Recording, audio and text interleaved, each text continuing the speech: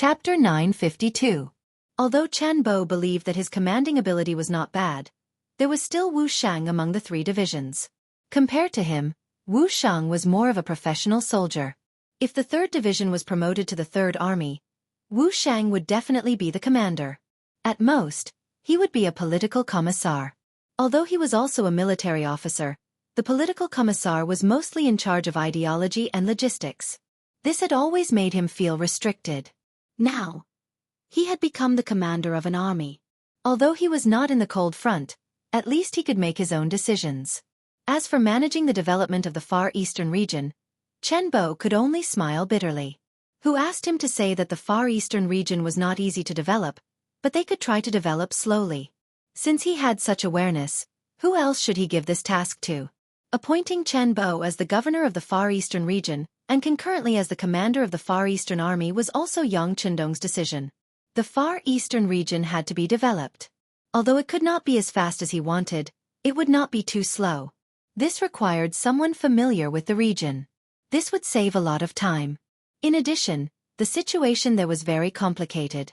If he only sent a civil official like Yu Mian, what would he do if he encountered danger? He had to be familiar with the situation there and also had to be proficient in both civil and military matters.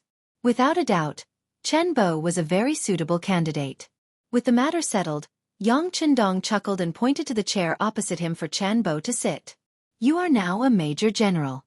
You can't forget Wu Shang and the commander of the 2nd Division, Luo Pa. You were all his subordinates. Now that you have been promoted, he can't forget. Therefore, I plan to promote the 2nd Division of the Cold Front to the 2nd Division of the Lu Army. The commander of the 2nd, 6th, and 7th Divisions, Luo Pa, will be promoted to Major General. The 3rd Division will be promoted to the 3rd Division of the Lu Army, and the commander of the 3rd Division, Wu Shang, will be promoted to Major General. Considering that he was still in the Siberian plains and was unable to recruit the superior soldiers of the Han Army, he would do it based on the current situation. He only needed 1 elite 3rd Division, 3 hybrid masters, and 1 female true master. What do you think? Of course. Chen Bo had no choice but to stand up and respond. He was already a major general, and there was no reason for him to stop others, not to mention that these 2 people were not inferior to him in terms of ability and experience. After a night of discussion, the 3 generals were decided. Chen Bo returned with satisfaction. Yang Chendong, on the other hand, slept very late. He thought a lot about the problems in the Far East. According to his plan, the 5-star army would have to fight with the Great Horde and even the Gyuros. It would be a huge battle, and the transportation of supplies would become a huge problem. Without a strong backer, if he fought alone, he might not even be able to display 1/3 of his usual strength. Thus, the establishment of the Far Eastern region was imperative. However, how to transport provisions and supplies from the first city to the Far East was still a huge problem. The closest ones were more than 1,000 miles away, and the farthest ones were more than 3,000 miles away. If they relied on people and horses to carry them, how long would it take to complete the transportation of provisions? As the saying goes, before the troops and horses move, the provisions must move first. If this problem was not solved, then no matter what, they could not expect to fight a big battle or win a battle there. All kinds of images flashed through his mind. If he had a train, then the distance of 1,000 to 3,000 miles would not be a problem. However, the problem was that although there were many things in the warehouse, there was still nothing like a train. Should he use a car? There were some in the warehouse, but the number was limited. If he couldn't make it himself, there would be problems with the warehouse's support. He didn't even understand the basic principles behind it. Once the car broke down, it would be a pile of scrap metal. If he could not make it, and he did not have a train, then what should he do? This problem was very difficult for Yang Chendong. When he heard Luan Xiaoyu's even breathing sound in the room, the word train suddenly appeared in Yang Chendong's mind. Yes, there is a train to transport.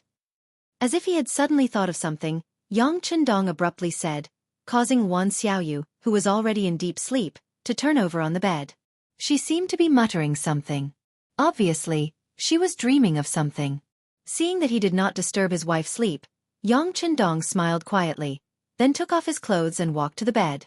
Lying on the bed and hugging the sleeping Luan Xiaoyu, Yang Chendong was still thinking about the train tracks in his mind. If there was no Yang Chendong, History would not have the first wooden track until the second half of the 16th century. It was in the mines and quarries of the United Kingdom and Germany that were made of useful wood. The cars that walked on the track were pushed by people or animals. It wasn't until 1767 that the price of metal in England plummeted. There was an iron factory owner who saw piles of pig iron that couldn't be sold for money and occupied a lot of space. So he ordered people to cast long iron bars and lay them on the factory's road. He was prepared to sell them when the price of iron rose. However, people found that the vehicles that walked on the road covered with iron bars were not only labor-saving but also stable. In this way, the train track was born before the train. Later, after continuous development, the iron bars were improved and made into groove-shaped rails.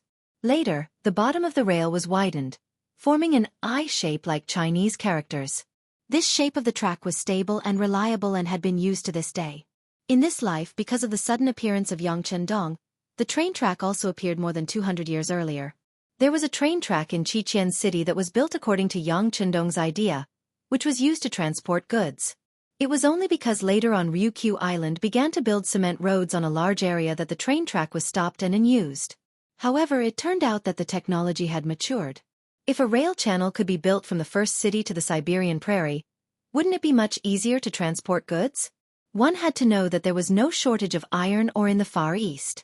As long as enough people were sent to mine, there would be enough skilled workers to build the tracks and lay them step by step from the Far East to the first city. At that time, some rail cars could be built on the tracks. It would be much more convenient and fast whether it was pulled by people or pushed by people. This was a bold idea, but also a feasible one. When there was no shortage of people and iron, Yang Chendong firmly believed that this matter could be done well. He even saw the railway line that stretched for thousands of miles, saw a steady flow of goods moving back and forth, and saw the spectacular scene of the Five-Star Army's flag being inserted in every corner of the world. Early the next morning, Yang Chendong arranged for Beta Persei to send a telegram to Xianxia city, asking for the people who had followed him to build the tracks and the mold machines that had been made before to be transported to the first city. He had great use for them. There was a strict order in the telegram that the relevant technical talents were not allowed to be intercepted in Xianxia city. Those who were named had to be released. Otherwise, once they were found out, they would be held accountable. This was a rather harsh telegram, and there was nothing they could do about it. After several years of development in Crimson City, there were indeed many talents. Their brains were active, and after reading the books that Yang Chendong gave them that could be called divine books, they relied on imitation to make a lot of things, and were constantly studying the core technology. Usually, such people were also regarded as great talents by Xianxia city. If other provinces wanted such talents in the process of construction, they would not be able to do it no matter how hard they tried. But this time, in order to develop the Far Eastern region, Yang Chendong finally made up his mind to make good use of these talents. These talents could be compared to the sharp blades of thousands of soldiers and horses.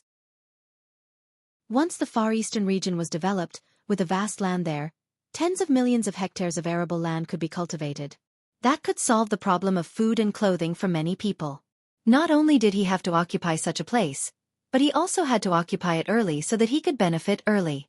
During the period before the new year, Yang Chendong was basically busy with this matter. Originally, he had to return to Xianxia city to accompany his wives and beloved daughter, Lei.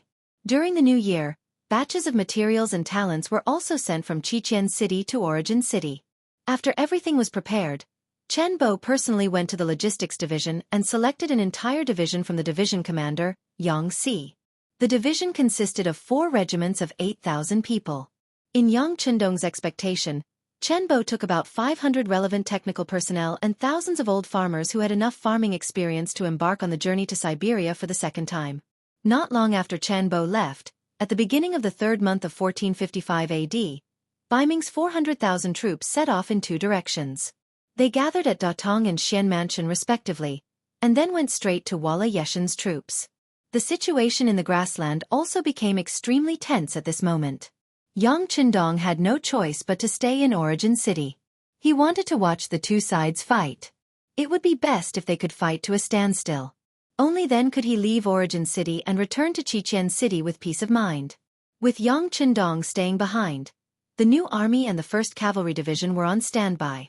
Origin City, including the newly built outer wall of Mabei City, was very peaceful. Every day, There would always be some Han people or grassland people who came to Origin City to avoid the war. Origin City was very generous. As long as you were willing to come, you could always arrange a lot of things to do. As long as you were not found to have any problems, other than Xianxia City, there were many other places you could go. For example, the stable Laos Province, Vietnam Province, Cambodia Province, Luzon Province, Korea Province, and the Far East Province that still needed a lot of manpower. In short, as long as you were willing to endure hardships and contribute, there would always be a suitable position for you. It could really make everyone have food to eat, work, and work. At that time, this was not an easy thing to do. There was no need to talk about the grassland people. After years of fighting, they did not think that anywhere was safe. It was the same for the people of the Great Ming Dynasty. After the Great Ming Dynasty was divided into the North and South, the two Great Ming dynasties were constantly accumulating strength in anticipation of the moment of unification. For this reason, the people's taxes kept increasing. The people could be said to be miserable. Whether it was farming or doing business, most of their income had to be handed over. Chapter 953. Now that the flames of war were rising, more and more people would be requisitioned. The people who could not stand this pressure regarded the first city as a paradise. It was said that as long as one came here, as long as one was willing to do something, there would be enough food to eat. Just this point alone was enough to make countless commoners yearn for it. The scale of the first city was expanding day by day, and the population was increasing every day. Every once in a while, a group of people who had just passed the examination would be sent to various places to resettle. Everything seemed to be thriving. When the North and South Ming dynasty chose to fight against different opponents, Xianxia entered a quiet and peaceful period. According to Yang Qindong's instructions, he had to take advantage of this peaceful period to vigorously develop himself and count and integrate more people. This was because once he wanted to go to war, he would occupy new territory, and he would need new troops and people to guard and develop. Therefore, the more people under his power, the better. He was not afraid of having too many people, especially the Han people and other foreign races who were loyal to the Han people. After a short period of peace, Beta Persei also took the opportunity to be lazy. On this day, he accompanied his woman, Kikij, to his mother-in-law's house for dinner. After Kikij followed Beta Persei back to Xianxia City, she had more opinions about the strength of the Heavenly Khan. She thought of the wide cement road, the tall buildings that were dozens of feet high, and the electric lights that were as bright as day. Since returning to the first city, she had been persuading her mother to leave with her and live in Xianxia City. Perhaps in order to better solve the worries of the senior cadres and generals, or perhaps in order to better control them, any military leader above the regimental level or the local bureau level could apply to have their own courtyard and house in Xianxia City. Beta Persei, as the person in charge of Yang Qindong and a colonel, naturally had such qualifications. He had thought of bringing his mother-in-law to Xianxia City more than once because the environment there was better, the security conditions and even the medical conditions were the best. This matter could be said to hit it off with Gu. This time, the two of them also continued to persuade him. The main reason why Dama did not say anything was that her son, Tu, was still in the beginning city and had a post in the new army. She believed that this was her roots and was unwilling to leave. It was a little difficult to persuade her. The husband and wife took advantage of the fact that they had nothing to do today to continue their unfinished mission. Usually, Dama was always alone at home, so Beta Persei hired a nanny for his mother-in-law. She was Mongolian and only 17 years old. She was very agile. Later, she was given a Chinese name, Alian, and Dama liked her very much. Today's meal was also prepared by the nanny. It was almost time for dinner, but he still didn't see his son Tuesday. Dama's face had a trace of displeasure as he said, "Didn't I tell him yesterday? Why isn't he here yet? Is he making his brother-in-law wait for too long?" In Dama's heart, her son-in-law, Beta Persei, was an extraordinary existence. He was able to serve by the Khan's side and gain his deep trust. Just based on this, she would wake up smiling even in her sleep. For the sake of her son's future, as a mother, she should interact more with the two of them. This would definitely be beneficial for her son's growth. Beta Persei didn't care too much. She only had eyes for Gu. Tu and Dama were just loved by her. Afraid that his mother-in-law would be unhappy and affect her health, Beta Persei took the initiative to laugh and said, "Mother, don't worry too much. Batu is no longer a child. He's a battalion officer now. It's normal for him to be delayed because of military affairs. What battalion? He was just promoted to battalion commander, most likely because of you. Xianxia, who was at the side, also spoke up. There was a hint of reproach in her tone. Brother-in-law is such a busy person. How can it be so easy for him to come home? Why didn't you show up in time? Are you going to waste such a good opportunity? It was said that girls tended to side with outsiders. Xianxia didn't necessarily mean that she didn't care about her brother after getting married. She just thought that such a good opportunity to get along with her brother-in-law would be wasted. It was too inappropriate. Ha! In the face of his beloved wife's words, Beta Persei just showed a silly smile. Badama didn't know how long she would have to wait and whether her son would come again. In order to avoid the awkwardness, she simply said, "The meal is ready. Let's eat first." Then let's eat first. Mother-in-law, please take a seat. Beta Persei immediately agreed. He didn't think that Batu didn't come back because he had a bad opinion of him. They used to have a very good relationship, and he had helped him a lot. It should be that he was delayed by something. The family of three sat together. Yen had already gone to the kitchen. She felt even more uncomfortable in such an occasion. Just as the meal was about to end, the outer door of the courtyard finally opened. There was the sound of footsteps. Batu had returned. As soon as she heard her son's footsteps, Badama's face immediately showed a happy expression. But before she could get up to greet him, Batu had already appeared, and he reeked of alcohol. What's the matter? You came so late and drank so much wine. As soon as she saw her brother appear, and he reeked of alcohol, Xianxia complained and then ordered Yen to prepare a hangover soup immediately. Batu reeked of alcohol as he entered the room. Yang Er's indifferent expression finally changed. The smile on his face turned serious. Battalion Commander Ba? You drank? Don't you need to be on duty today? Batu, who was about to call him brother-in-law, was stunned. Then he was sweating profusely. Sis. Brother-in-law, I don't need to be on duty in the afternoon, but I have to go to the barracks at night to patrol.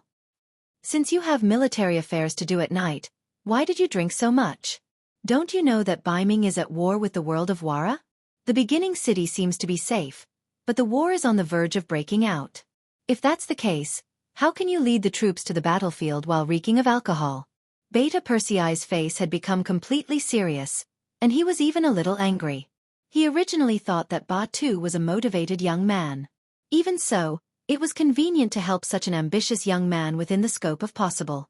But he didn't expect that Batu, who had only been a battalion commander for a few days, would be so drunk during the day. This was simply disappointing. As soon as Beta Persei's face fell, Badama and Xianxia didn't dare to speak.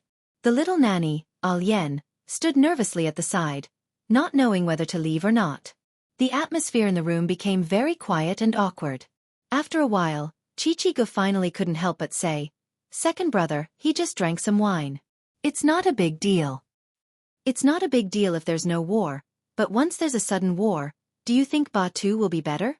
He's now a battalion commander in Suhi's Tatar division. Do you know that the Tatar division's military regulations and combat power are second only to the 1st Cavalry Division? If Batu goes to the battlefield like this, what do you think will happen to him? Beta Persei suppressed his anger and said to his wife reasonably, "What do you mean?" Xianxia naturally didn't understand this.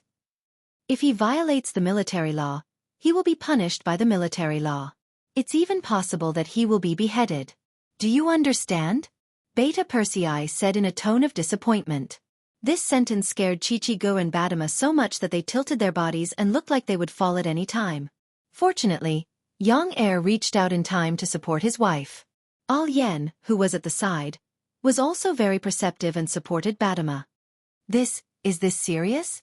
Batu, how can you drink so much wine in broad daylight? If something really happened, even your brother-in-law wouldn't be able to say anything. What are you doing? After Badama recovered from his shock, he immediately reprimanded his son.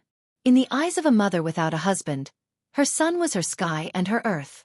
If something really happened, she really didn't know how to continue living.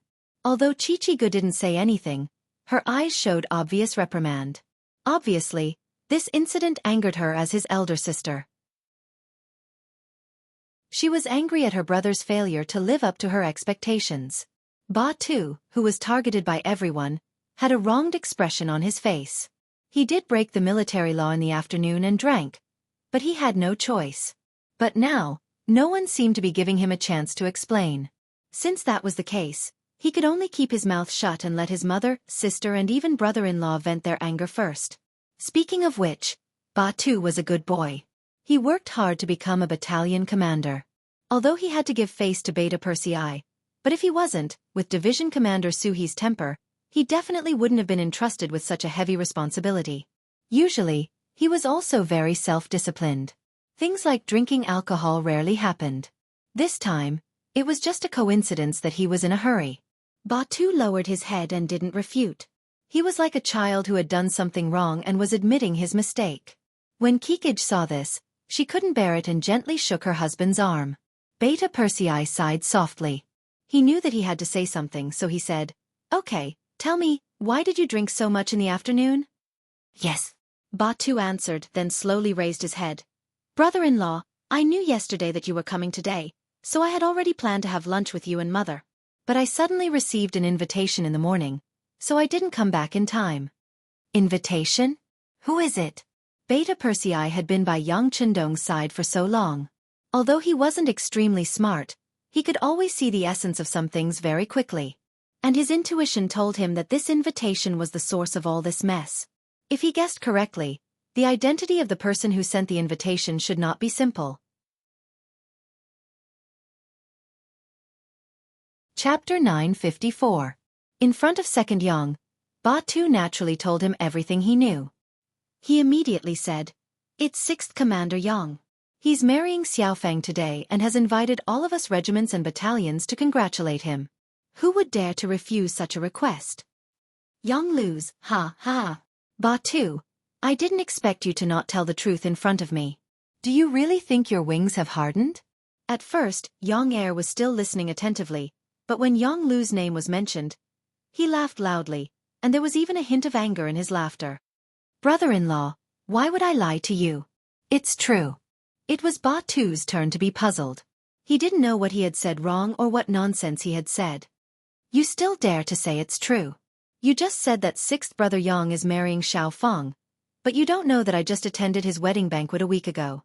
Why is there another wedding banquet so soon? Tell me, if you're not lying, then what is it?"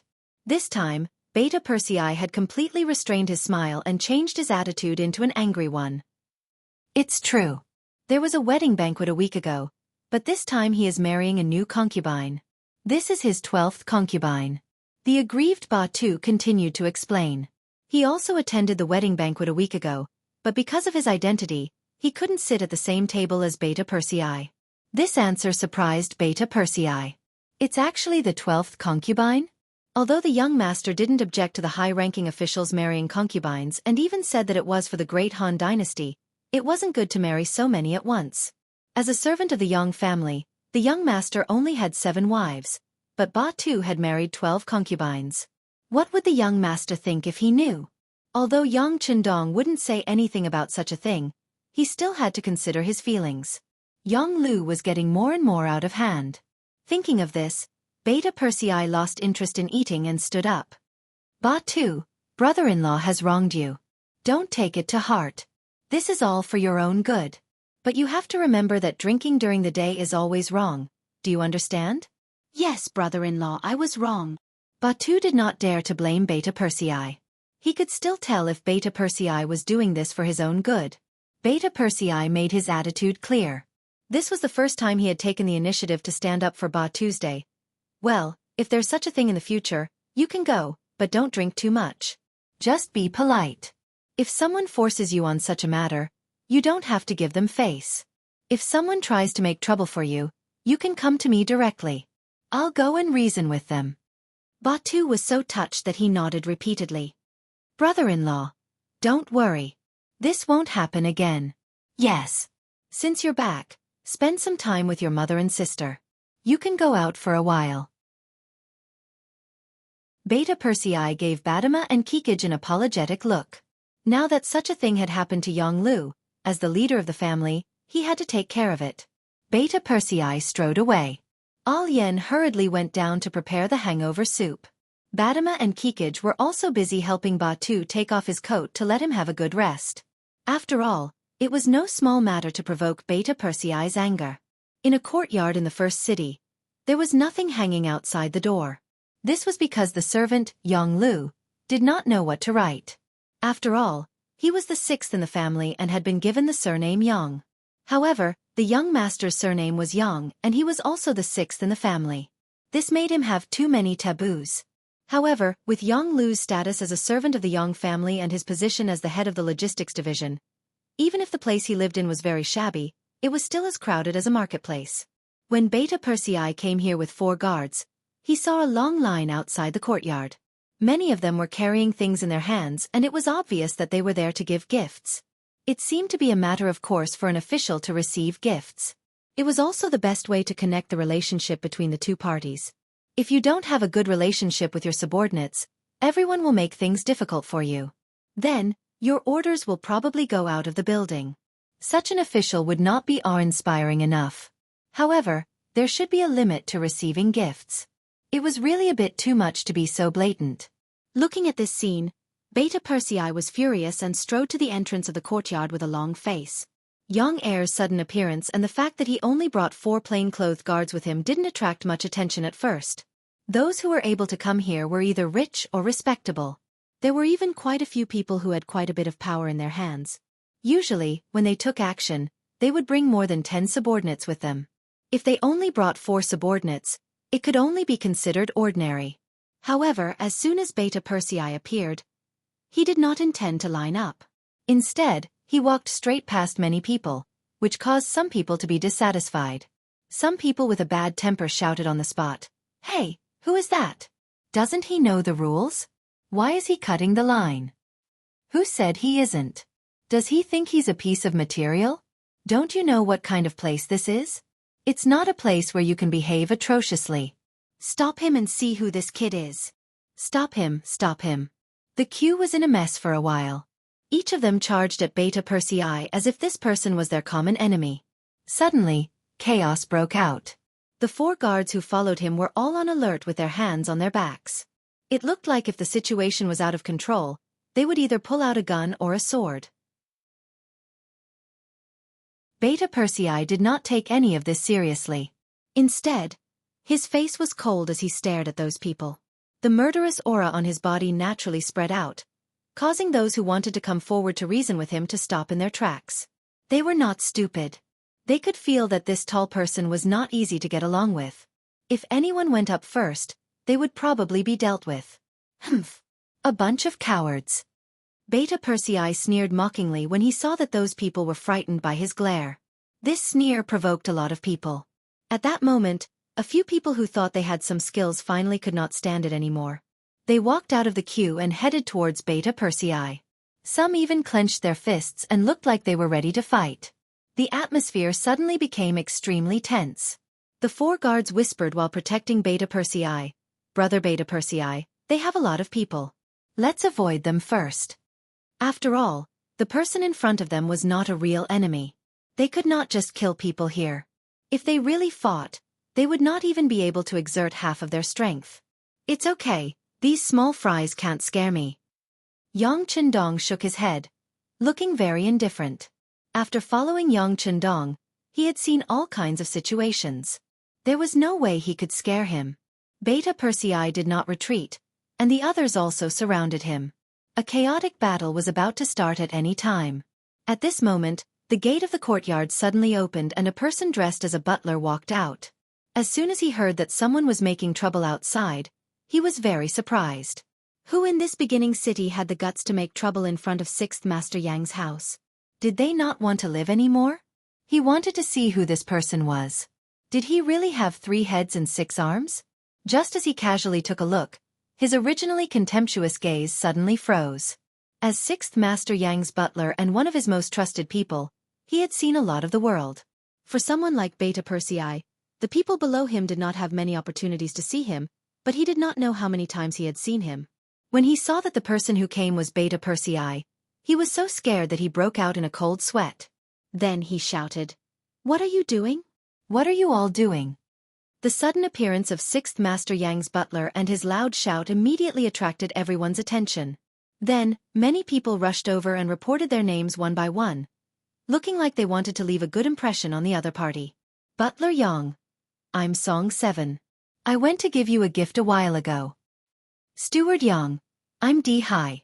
We've been drinking together a while ago. You even said that I would cause trouble. Butler Yang. A series of greetings and flattering voices rang out, but Steward Yang ignored all of them and went straight to where Yang Er was. Everyone also made way for him. At this moment, Beta Persei naturally saw Butler Yang and could not help but reprimand him even more angrily. Yang Ying, is this how you look after your master's house? People are lining up to the street to give gifts. Aren't you afraid that it will affect your master and that someone will impeach him? He directly called Butler Yang's name and angrily condemned him, giving the other onlookers a fright. They thought to themselves, who is this? With Butler Yang's temper, he will definitely not let this person off. Thinking about it, Butler Yang might not be much, but he was backed by 6th Master Yang. That was an extremely powerful person, someone who could be seen at any time and someone who was loyal and courageous. When the time came, if his mouth was crooked, there would be no good ending for him. Just as everyone was waiting to see Beta Persei suffer, Yang Ying's face was unexpectedly filled with fear. Second Master, why are you here? What? Why did he call this person Second Master? Who is he? Second Master? Could it be Beta Persei? In an instant, the originally noisy entrance of the alley became extremely quiet. Obviously, everyone thought of Beta Persei's true identity. Don't call me Second Master, I can't afford it. Where is your master? Beta Persei's anger had not subsided, and he was not willing to lower himself to the same level as Yang Ying. Master is taking an afternoon nap. Yang Ying said, sweating profusely. In his eyes, Yang Chendong was not that scary because people of that status would not lower themselves to the level of an insignificant person like him. However, Beta Persei was different. If he really dared to make a move on him, even the master behind him would not be able to protect him. Afternoon nap. He seems to be in a good mood. Humph, lead the way. Beta Persei waved his hand and stepped forward. Yes, Second Master, please. Yang Ying no longer had any arrogance. At this moment, he was completely like a filial son, lowering his head and leading the way. Chapter 955. Beta Persei followed Yang Ying into the courtyard, and the people queuing outside the door quickly dispersed. Just now, they were criticizing Beta Persei. What if he took issue with them? If they stayed here at this time, wouldn't they be taking the initiative to tell him their identity? No one would do such a stupid thing. After Beta Persei entered the courtyard, he did not wait for Yang Ying to announce his arrival. Instead, he went to the main room and lifted Yang Lu, who was still asleep, out of bed. Yang Lu, who had been preparing to have a good night's sleep, was furious when he was disturbed. He wanted to get angry, but when he saw that it was Beta Persei, his anger quickly disappeared and he said timidly, Second brother, why are you here? When people lived in this world, there would usually be a few people who were afraid of them. There were 3 people that Yang Lu was afraid of. Yang Chendong was naturally the first to bear the brunt, followed by Tiger's Mane and then Beta Persei. Now that Beta Persei had appeared, it was no wonder that he became so obedient. I'm here to congratulate you. The anger on Beta Persei's face had disappeared and was replaced by a smile. Yang Lu did not see that this was the calm before the storm. He really thought that Beta Persei was here to congratulate him on marrying the 12th concubine. He immediately laughed and said, Second brother, how can I trouble you with such a small matter? Marrying a family is a small matter? Then tell me, what is a big matter? Beta Persei was still not angry and still had a smile on his face. Yang Lu's face showed an awkward smile. I'm just afraid that second brother will scold me. I'm talking about you. The smile on Beta Persei's face began to fade. Without warning, Yang Lu suddenly shouted, I'm talking about you. How long have you been in the beginning city and you've already married the 12th concubine? Do you know that the young master only has 7 concubines now? How can you be so unrestrained? What are you thinking, huh? The sudden roar fell into Yang Lu's ears and he only felt that his eardrums were buzzing. His second brother's voice was really loud. It seemed that it had not changed after so many years. But Beta Persei was the second brother. Without Yonglu, he was the eldest brother. He had to admit his mistake. He could only lower his head and pretend to admit his mistake. Second brother, thank you for your reminder. I promise that such a thing will not happen in the future. Yonglu bowed his head and admitted his mistake, making Beta Persei feel like he had not found his opponent yet. Thinking that they had been brothers for so many years and that Yonglu was now the head of the logistics division, Beta Persei sighed. Sixth brother, it's not that I have to be angry with you. If you really like this kind of thing, you can just find some in private. Why do you have to marry all of them? You even made such a big fuss and invited so many people to congratulate you. Don't you think you're looking for trouble? Also, who are those people outside the courtyard? I think most of them are businessmen. Did you use your private power to sell some of the logistics division's things? No, how is that possible? Yonglu jumped up. Second brother, you're the first logistics division head. You should know that some things are likely to be discarded if they're left for too long. Young master also said that we have to learn how to make use of trash. That's why I had no choice but to sell them. But these things are all recorded and can be checked. The money will eventually be sent to the higher-ups. Every income has Castellan Yumion's signature. How could I do anything? At most. At most what? Beta Persei asked nervously. At most, I'll sell more to whoever is closer to me. But the price will still be the same. We won't lose out. Yonglu looked like he was making a solemn vow. Yong-er had been a logistics division commander before, and he was the first logistics division commander, so he naturally knew how much power this position had. Not only did he have the authority to manage the captives and spoils of war, but he also had to take care of some of the goods that were transported from Crimson City and other places. And with such a position, it was inevitable that there would be people trying to curry favor with him.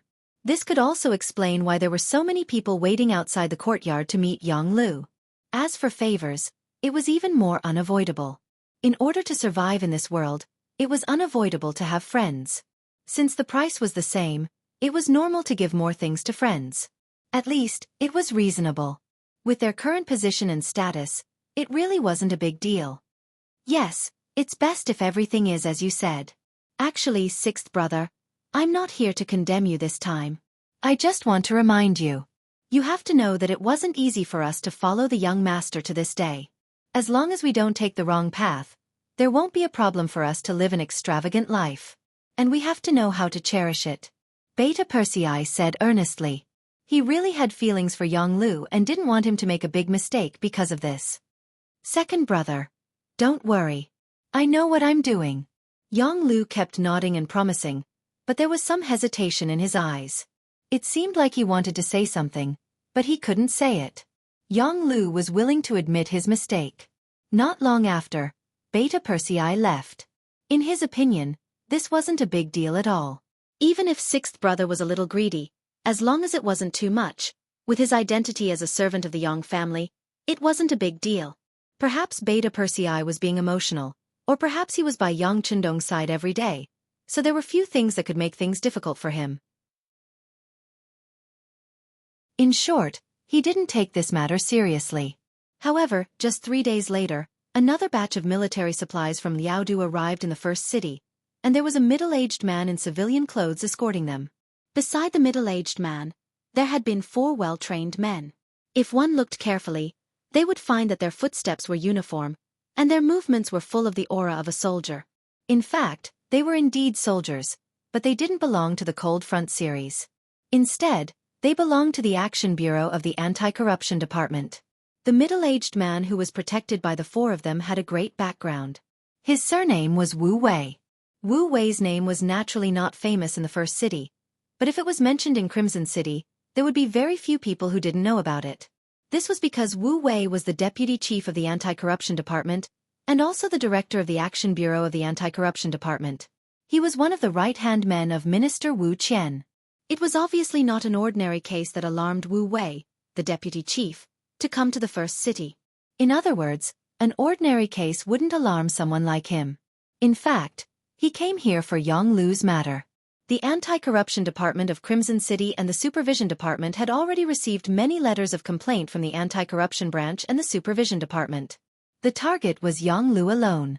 The content of the report involved all aspects, such as money problems, abuse of power, and even the matter of him marrying an underage girl as a concubine.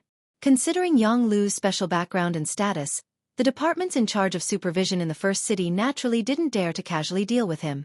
They only reported the matter to the city lord, Yu Mian, who had the duty of supervising them. Yu Mian was also a smart person. After seeing that the people who reported were all pointing at Jianghu, he didn't dare to make a decision on his own. Instead, he informed his father, Yu Qian, by telegram. Not long after that, he acted as if nothing had happened and didn't care about this matter. However, he consciously kept a certain distance from Jianghu. It wasn't until the head of the city's internal supervision department, who hadn't received any news for a long time, found Yu Mian again that he said with a troubled expression, "You know what kind of person he is. We don't have the authority to deal with him. Let's report it." Just like that, the letters were finally sent to Crimson City through a secret channel and placed on the desk of the Anti-Corruption Department's minister, Wu Qian. This person who had once sent his concubine, assistant, and brother-in-law to the law in a fit of anger for the sake of his principles naturally wouldn't turn a blind eye to these letters of complaint. He first communicated with the Minister of Supervision, Xianxia, and finally decided to let the Anti-Corruption Department take the lead to investigate this case. If it weren't for the fact that Wu Qian had a lot of things to deal with in Crimson City and couldn't leave, he would have come to the first city himself. Since he couldn't come, he sent his general, Wu Wei, to come. In order to not alert the enemy and cause too much of an impact, Wu Qian made a shocking decision. He didn't inform the sixth young master before he had evidence. This would save everyone from having ugly expressions when they found out that it was a false accusation. Hence, Wu Wei came. Moreover, he came to the city quietly and inconspicuously. Thus, the investigation began. Jianghu wasn't in vain. With his position, he had made a lot of friends in the past 2 years. He even had his own sources of information in the supervision department. He was quickly informed that someone was investigating him, but because the person who tipped him off was too low level, he couldn't get more information. However, just the fact that someone was investigating him was enough to make Jianghu nervous. His first feeling was that some of the bad things he had done had been exposed, but then he denied it. Logically speaking, if that was the case, they could have detained him first and then investigated him. Wouldn't that be much more convenient? Once some people saw that he had lost power, there would probably be many people who would kick him when he was down. However, they didn't do that. Did this mean that the other party was only suspicious and was investigating in private? If that was the case, it was very likely that the young master didn't know about it. Otherwise, the young master could take away all the power in his hands with just a word. With doubts, Jianghu took the initiative to look for Beta Persei and conducted various tests. The results proved that the young master didn't have any objections to him. At least, Beta Persei didn't hear anything from the young master. This made him feel relieved and angry at the same time. Who on earth dared to investigate him in private? Did they really think that he was made of clay?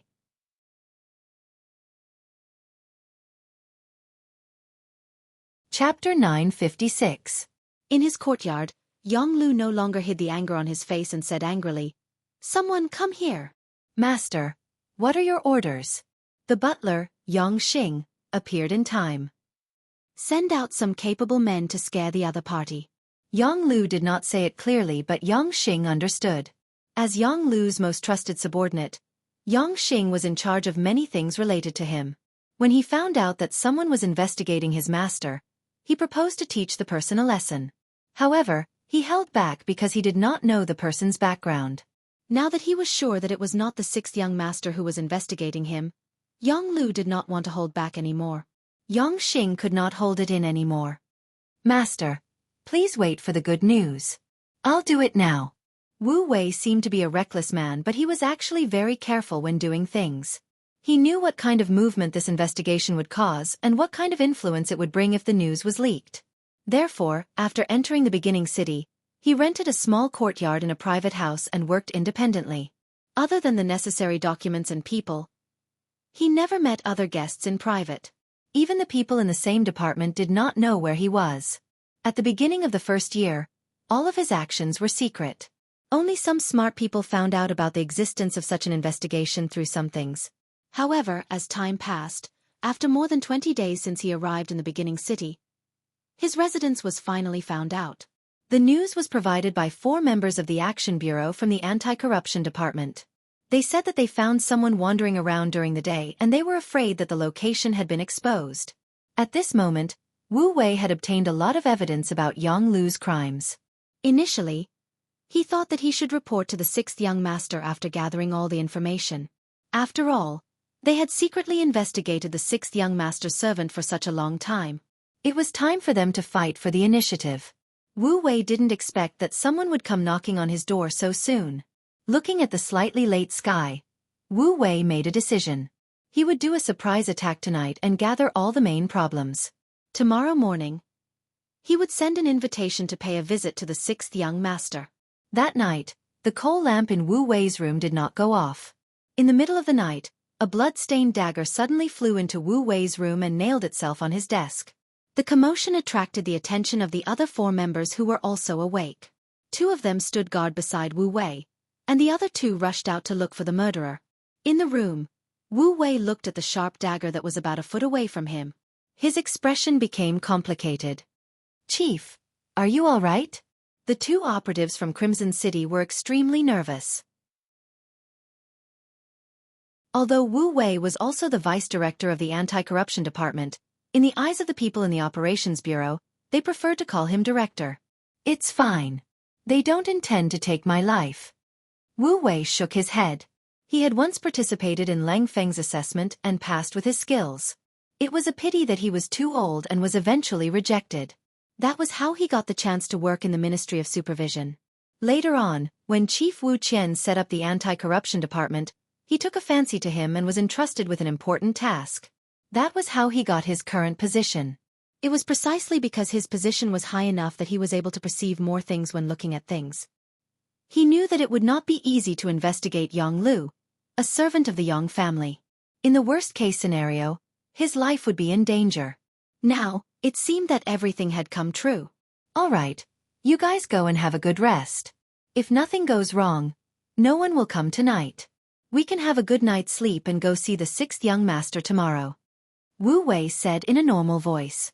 When the 2 members heard that they were going to see the god in their hearts, the 6th young master, they were extremely excited. Perhaps they were not qualified to see the 6th young master, but it was already an honor to be able to walk around the Yang residence in the origin city. Sure enough, as Wu Wei said, the night passed peacefully. The next morning, after the 5 of them had breakfast, they went straight to the Holy Land Yang residence in the origin city with the invitation card. Ever since Tuoya married Yang Chendong, this place had become the residence of the Heavenly Khan. On the surface, the gatehouse was bigger and wider than before. The number of guards guarding the door had also reached 30. People, a platoon of troops. Once anyone trespassed without orders and permission, according to the rules, they had the right to shoot and would not be punished. When Wu Wei and the others arrived, they saw this scene. Wu Wei took the initiative to hand over his invitation card, and then the guard took it and reported to the inside. Yang Chendong had woken up early. After training, he had already had breakfast with Luan Xiaoyu. At this time, he was enjoying the cool summer morning in the small courtyard. At this time, the captain of the 1st Guard Brigade, Chiu Vi, appeared and respectfully handed over Wu Wei's invitation card. "Wu Wei." When Yang Chendong saw the name and official position written on the card, he could not help but be stunned. Luan Xiaoyu, who was peeling oranges for Yang Chendong, had a puzzled look on her face. "Who? Is it Wu Wei, the Vice Minister of the Anti-Corruption Department and the Director of the Action Bureau? Why did Big Brother summon him?" Compared to Yang Chendong, Luan Xiaoyu was obviously more familiar with some of the high-level figures in Crimson City.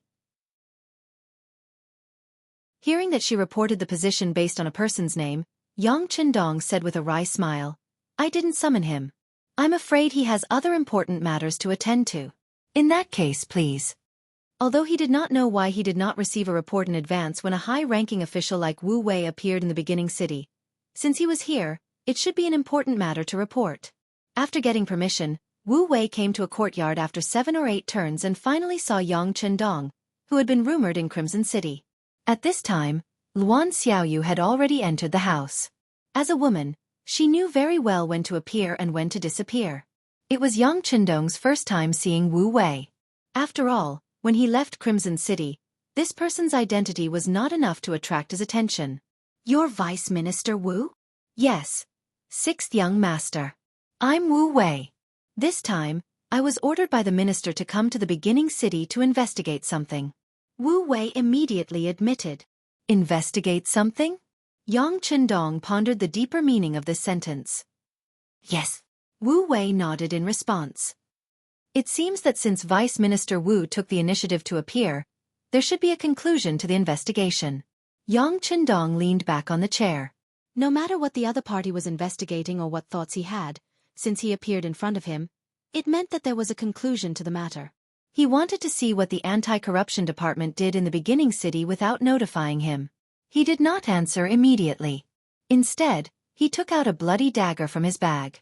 Qiu Vi, who was beside him, saw this scene and shouted angrily, "Put the dagger down. What are you trying to do?"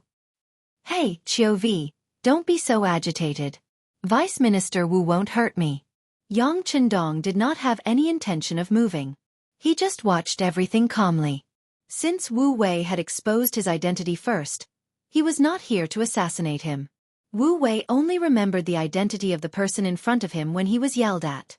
Immediately he said awkwardly, "Sixth young master, I'm really sorry. I forgot the rules." "It's okay. You can continue." Yang Chendong stretched out his hand and made a gesture of invitation. He continued to look at him. Wu Wei was deeply impressed by Yang Chendong's calmness. However, he did not know that at least until now, there was no one who could be an enemy of the sixth young master. Even if Wu Wei had some skills, he would not be able to hurt him. Since that was the case, why should he be anxious? Wu Wei took down the bloody dagger and placed it on the stone table in front of him. Then, he took out a stack of documents and placed them on the stone table as well. He said, "Sixth young master, these are some reports about Yang Lu and the evidence of his crimes in the beginning city in the past 20 days. Originally, I wanted to sort them out before sending them over. However, last night, someone sent this dagger to my table. I didn't dare to wait any longer, so I came over early in the morning." "Servant Yang Lu." Yang Chendong frowned slightly. His expression was extremely dignified. He reached out to touch the teacup and found that the tea was cold. Then he said to Qiu Vi, "Get someone to change the tea and water." "Yes." Qiu Vi replied and turned to leave. After leaving the small courtyard, he reached out and called a confidant. After whispering a few words in his ear, he went to find new tea and water. In the small courtyard, instead of drinking tea, Yang Chendong switched to smoking. He opened a box of beautifully packaged Con of Heaven cigarettes and tossed one to Wu Wei. Then he lit it up on his own. "You're saying that Yang Lu used this dagger to threaten you?" Yang Chendong finally spoke when only half of the cigarette was left. "There's no evidence to prove it." Wu Wei nodded, but his words were inconsistent with his actions. This already showed that Wu Wei had such suspicions. However, he did not dare to say anything without evidence. However, at such a critical juncture, someone had come forward to threaten him. Presumably, it had something to do with Yang Lu. Yang Chendong nodded. He admired Wu Wei for not saying anything without evidence. After all, once this matter was confirmed, no matter what Yang Lu had done in the past, just the fact that he threatened the investigation officer was enough to put him in serious trouble. There was no evidence to prove that Yang Lu was the one who threatened him. This only made Yang Chendong slightly gratified, but it did not mean that he was fine. The people from the anti-corruption department had been in the first city for more than 20 days, and they were only the vice chief. It was obviously impossible for them to make such a big scene without any evidence. Especially now that they appeared in front of him, it should be said that they had evidence. If that was the case, Yang Lu's crime would not be too small. "Tell me, what's the result of the investigation?" "Yes, the sixth young master." Wu Wei, who had been waiting for this sentence, straightened his body and extinguished the unfinished cigarette in his hand. He sat upright and began to report one by one. "The cause of this matter is that the anti-corruption branch of the First City's Supervision Department received a letter reporting Division Commander Yang. Considering his special identity, the letter was finally transferred to the headquarters in Crimson City. After the final investigation, It was found that during Division Commander Yang's time in the logistics department, he used his power to embezzle about 150,000 taels of silver in the form of kickbacks and dividends. In terms of his lifestyle, among the 12 concubines, 2 of them are under the age of 16. According to the rules set by the 6th young master, they're all underage. I believe Division Commander Yang is aware of this. Then, there's an additional violation of the law.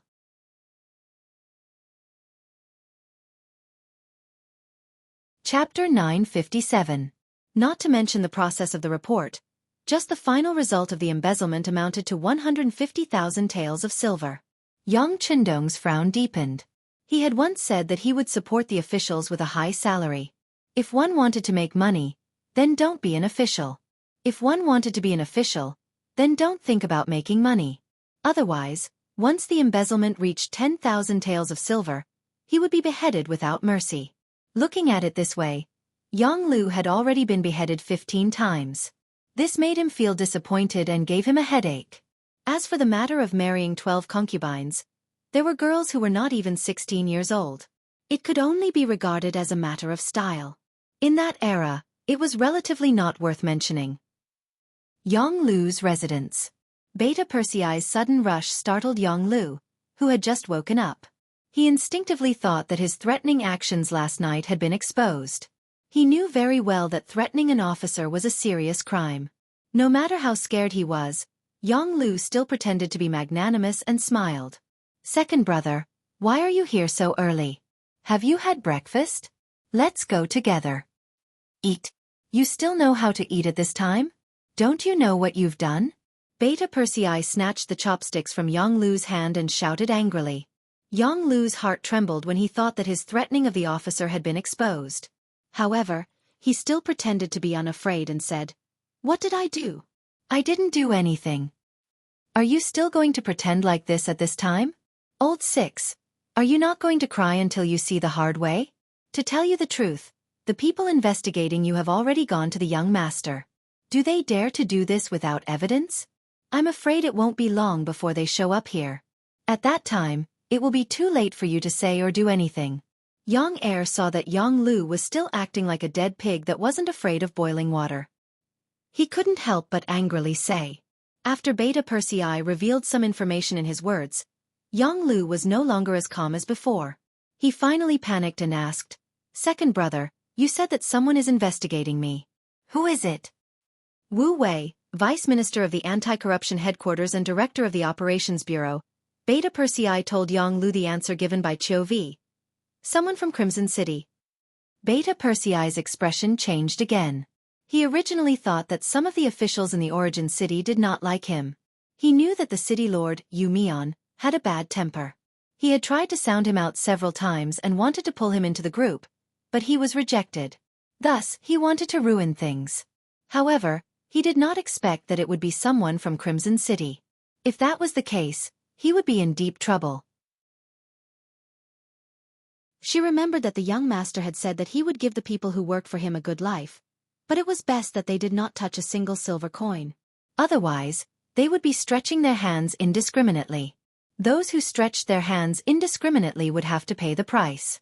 If the amount of corruption exceeded 10,000 taels of silver, they would be beheaded.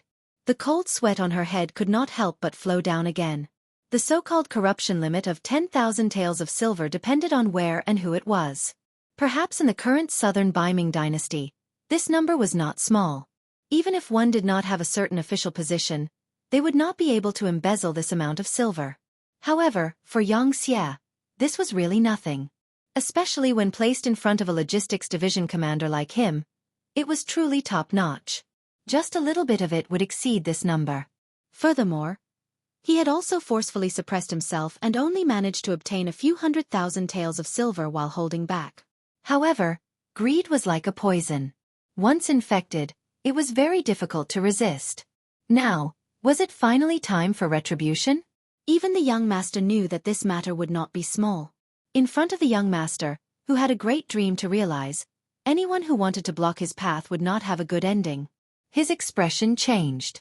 Everything that had happened seemed to be in his mind. Yang Lu suddenly grabbed Beta Persei's arm and said, Second brother, this must be a misunderstanding. Someone is framing me. Second brother also knows about those people from Crimson City. They think that they have contributed greatly and do not put us in their eyes. This time, someone must want to deal with us and found an excuse to attack us, the people around the young master. Then, they will attack the credibility of the young master in everyone's hearts and then wait for an opportunity to replace him. We cannot let their scheme succeed. Beta Persei was originally very angry, but when he heard these words, his expression changed. Perhaps it was because the few Yang family retainers had stayed in Crimson City for too short a time. Only Jianghu remained there and his attention was focused on the royal palace. Thus, they did not get along well with some of the officials in Crimson City, and there was even a faint sense of competition between them. Could it be that these people really did it? On the surface, they were dealing with them, but in reality, they were attacking the reputation and influence of the young master? Beta Persei suddenly stopped talking. Yang Lu knew that he had reached the key point. He immediately continued, Second brother, in short, no matter what happens, we brothers must be of one mind. Otherwise, if they attacked me today, they will attack the other brothers in the future. Think about it. When third brother was the chief of security, he dealt with many people in Crimson City. They are simply taking revenge. Revenge. Beta Persei nodded first, then shook his head vigorously. But even if it's revenge, if you didn't do anything wrong, what's there to be afraid of? Second brother, everyone makes mistakes. I was just greedy for some money. I really didn't mean to harm the young master. If something happens to me, second brother, please help me. Yang Lu knew that this was not the time to be arrogant. He should lower his head when he should. He was just avoiding the main point and dwelling on the trivial. Just as Beta Persei and Yang Lu were still in the room, a group of black-clothed guards broke through the mansion's gate. They were fully clad in armor, with only their noses and mouths exposed. Suddenly, the guards of Yang Chendong's relatives appeared. The leaders were Ba Daojiang and Pang Yu. These two were also old men who had followed Yang Chendong for many years. They had been with him for many years.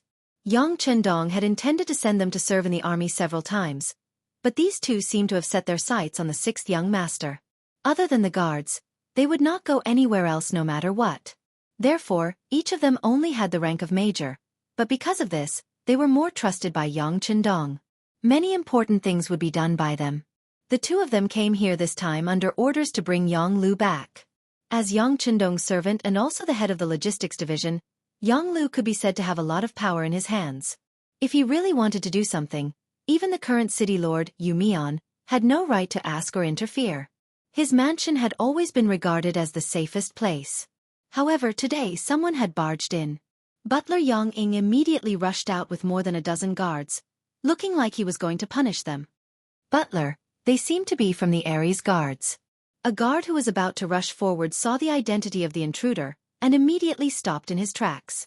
When the other guards heard this, they carefully identified the intruder and came to the same conclusion, so they all stood still. That's right, sixth brother Yang usually treated them well, but if they were to become enemies with the battle god because of this, they would never do that.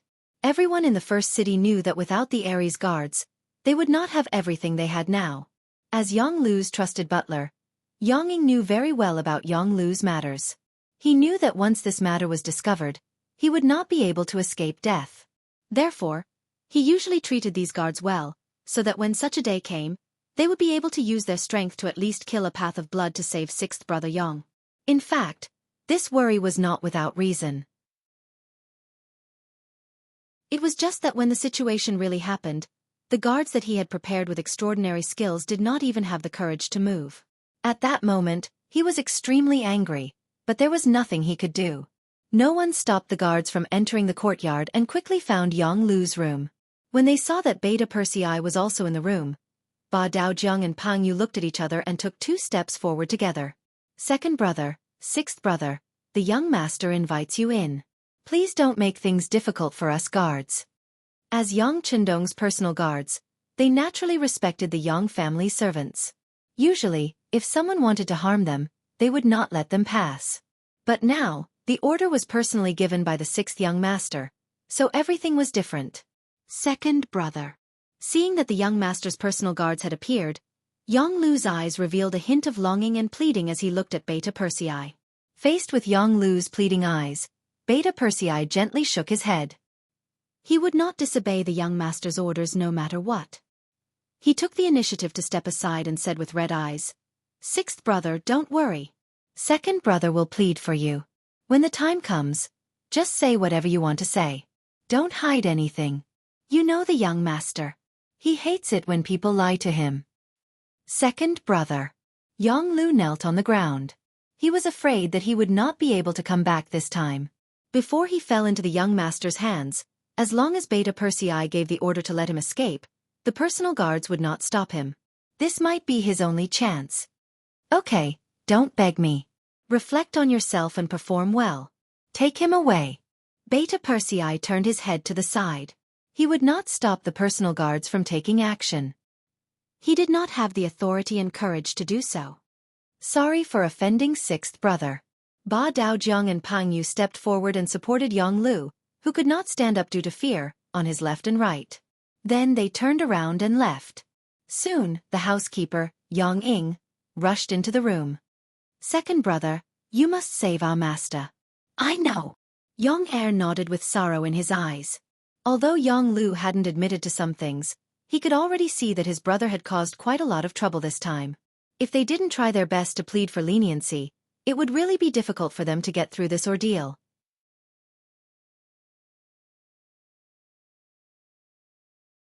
Chapter 958.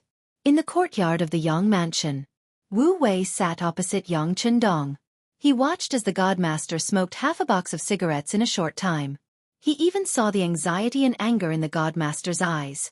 Judging others by one's own standards, the most trusted servant around him turned out to be a big pest during the anti-corruption campaign. Presumably, no one would be able to stand it. After an unknown period of time, Yang Chendong put out the cigarette that had just been lit in his hand. He looked at Wu Wei and said, "I already know about this matter. I will give you a satisfactory answer. You can go and rest first." Yes. Sixth young master. Wu Wei was a very bold person, but sometimes he was also very rash. Otherwise, he would not have been appointed and reinstated by Wu Qian. But no matter how bold or rash he was, he still had to look at who he was facing. Yang Chendong did not intend to suppress this matter. Instead, he decided to deal with it. This already satisfied Wu Wei. Wu Wei finally left, leaving Yang Chendong sitting alone at the stone table.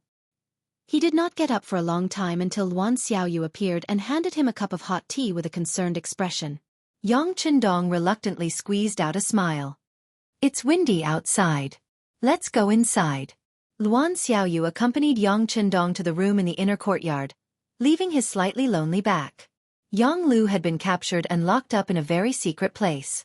Perhaps it was because of his special identity, but even Yang Er did not know where he was locked up. It was the captain of the second guard team, Dao Shao, who was in charge of looking after him.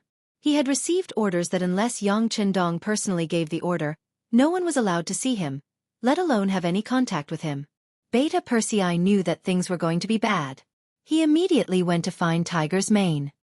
He knew that the person closest to his servants was their tiger head. 3 days later, Yang Si, who was supervising the construction of North Desert City, changed several fast horses and rushed over regardless of day or night. After the three brothers met, they went to Yang Chendong's residence to plead with Yang Lu. In the same small courtyard, Yang Chendong and Luan Xiaoyu sat together. Other than Tiger's Mane, Beta Persei, and Yang Si, there was no one else present. "Young master, I wonder how serious sixth brother's crime is." After Tiger's Mane became the commander of an army, his personality had become much more mature than before. When he opened his mouth, he went straight to the core of the problem. "It's all here. Take a look for yourselves." Yang Chendong's expression did not change at all, as if he was talking about a very ordinary thing. He pointed to the documents on the stone table that were half the height of a person. After the three of them received permission, they all stretched out their hands and looked at the crimes that Wu Wei had committed. When they saw that Yang Lu had used his position and power to obtain at least 150,000 taels of silver for himself, and at the same time, he had married 12 women, 2 of whom were under the age of 16. Even though the 3 of them had prepared themselves for this, their faces were now filled with anger. Based on the things that Yang Lu had done, Even if he was beheaded 10 times, it would not be wrong. But could they really behead him? After all, they were brothers. When Xianxia was still very weak, they were the ones who worked together every day by the young master's side, waiting for orders. Now that someone was in trouble, they should stand up and help each other. After the three of them finished looking at the documents, they knew that they could not plead for mercy. The three of them did the same action at the same time, and that was to kneel on the ground. Their knees were close to the ground, and their chests were straight as they knelt in front of Yang Chendong. As if he already knew that the three of them would do this, Yang Chendong did not even blink his eyes. On the other hand, Luan Xiaoyu, who was at the side, was shocked. She wanted to stand up and say something, but she was Yang Chendong's wife. At this time, it was not appropriate for her to say anything. The weather at the beginning of May was already very warm. After 9 o'clock in the morning, it started to get hot. When the sun shone, Yang Chendong had already brought Luan Xiaoyu back to the house. The three people in the courtyard did not move at all. They let the sun shine on their bodies, and then they were sweating profusely. Time passed little by little. From morning until the moon came out at night, the three of them were still kneeling there without moving. Yang Chendong did not walk over to say a word. Some of the personal guards who were going in and out to do things also ignored them. It was as if they were not three people, but 3 blocks of wood or stone pillars. It was already late at night. Luan Xiaoyu, who was lying beside Yang Chendong, finally could not help but say, "Big brother, are we just going to let them kneel like this? I heard that Yang Lu used to guard the Yang family manor in Baiming's capital for more than 2 years. Did Beta Persei look for you, or did Tiger's Mane tell you in advance?" Yang Chendong closed his eyes and said in a very calm voice, "Yes. It was the two of them who looked for me together yesterday. They said that they wanted me to say some good words in front of Big Brother. Although Yang Lu is guilty, but for the sake of following me all these years, I still spare his life." Luan Xiaoyu quickly confessed. Now, she was also the head of Xianxia's publicity department. She was also the leader of the 5-person team in the Red Nest City's self-inspection movement. If Luan Xiaoyu was a woman without any scheming, she would not be able to do these things. But as long as it was something that Yang Chendong wanted to know, she would never hide anything. This was because she knew very well that if it were not for Yang Chendong, she would just be an ordinary poor woman who could not be more ordinary. She would probably still be worried about her survival. Luan Xiaoyu's confession seemed to make Yang Chendong very happy. He opened his eyes and gently stroked Luan Xiaoyu's arm. There was finally a trace of emotion in his voice as he said, "Xiaoyu, do you know? A dike of 1,000 miles can be destroyed by an ant's nest. No matter how strong a force is, if the government is not allowed to pass and the officials are corrupt, then it will collapse very quickly. This is also why I asked you to carry out the self-inspection movement in Red Nest City. It's just a pity that human greed seems to have no limit. Those who possess will never complain about having too much and will always want to have more. Even if they have so much money that they can't spend it all, they still want to continue earning. When will this end? Don't they know that this is destroying their own foundation?" Luan Xiaoyu could hear that Yang Chendong was a little angry when he said these words. She nodded continuously while gently patting Yang Chendong's chest. "Big brother, let's not be angry. It's not worth it to hurt your body. Xiaoyu understands this principle. Many people understand this principle." "That's right. There are people who understand and there are people who don't. That's why we have to investigate corruption. At the same time, we have to continuously raise the various benefits of the officials. It can be said that as long as you have the ability and are willing to put in effort, then the money you earn is enough to live a prosperous life. Moreover, it can guarantee a bright future. But now, how many people are satisfied? Even Yang Lu, the person by my side, has changed. He has become greedy beyond measure. You have to know that in the past, they were people who didn't know where their next meal would be.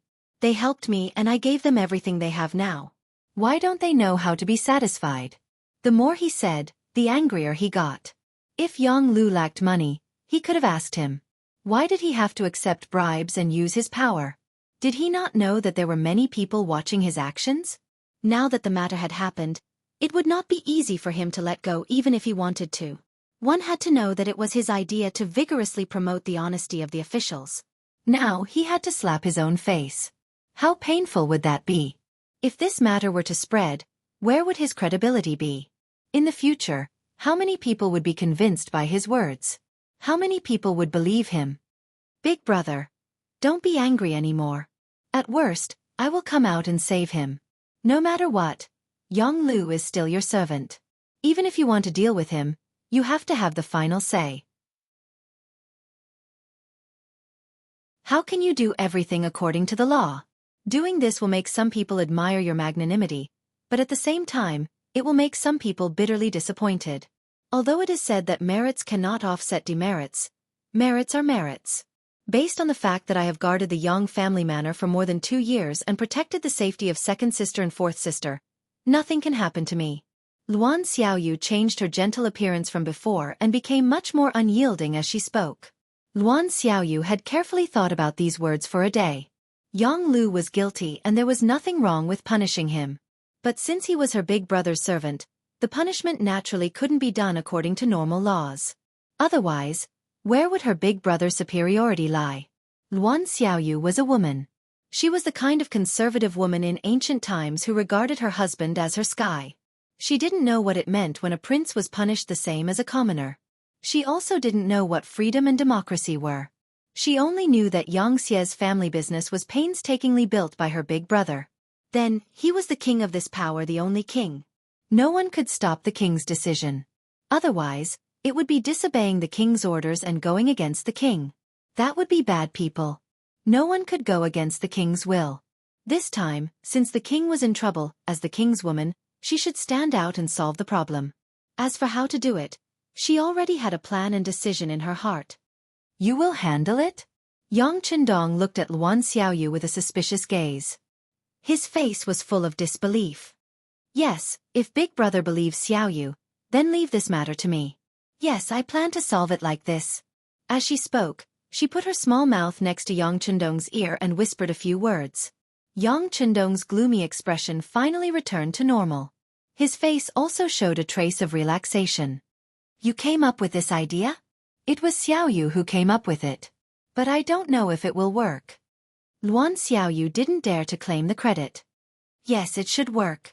Hee, didn't you say that Yang Lu is my servant?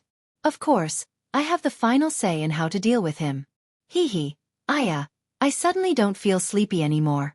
Why don't we do something? After solving the problem in his heart, Yang Chendong seemed to be more cheerful in an instant.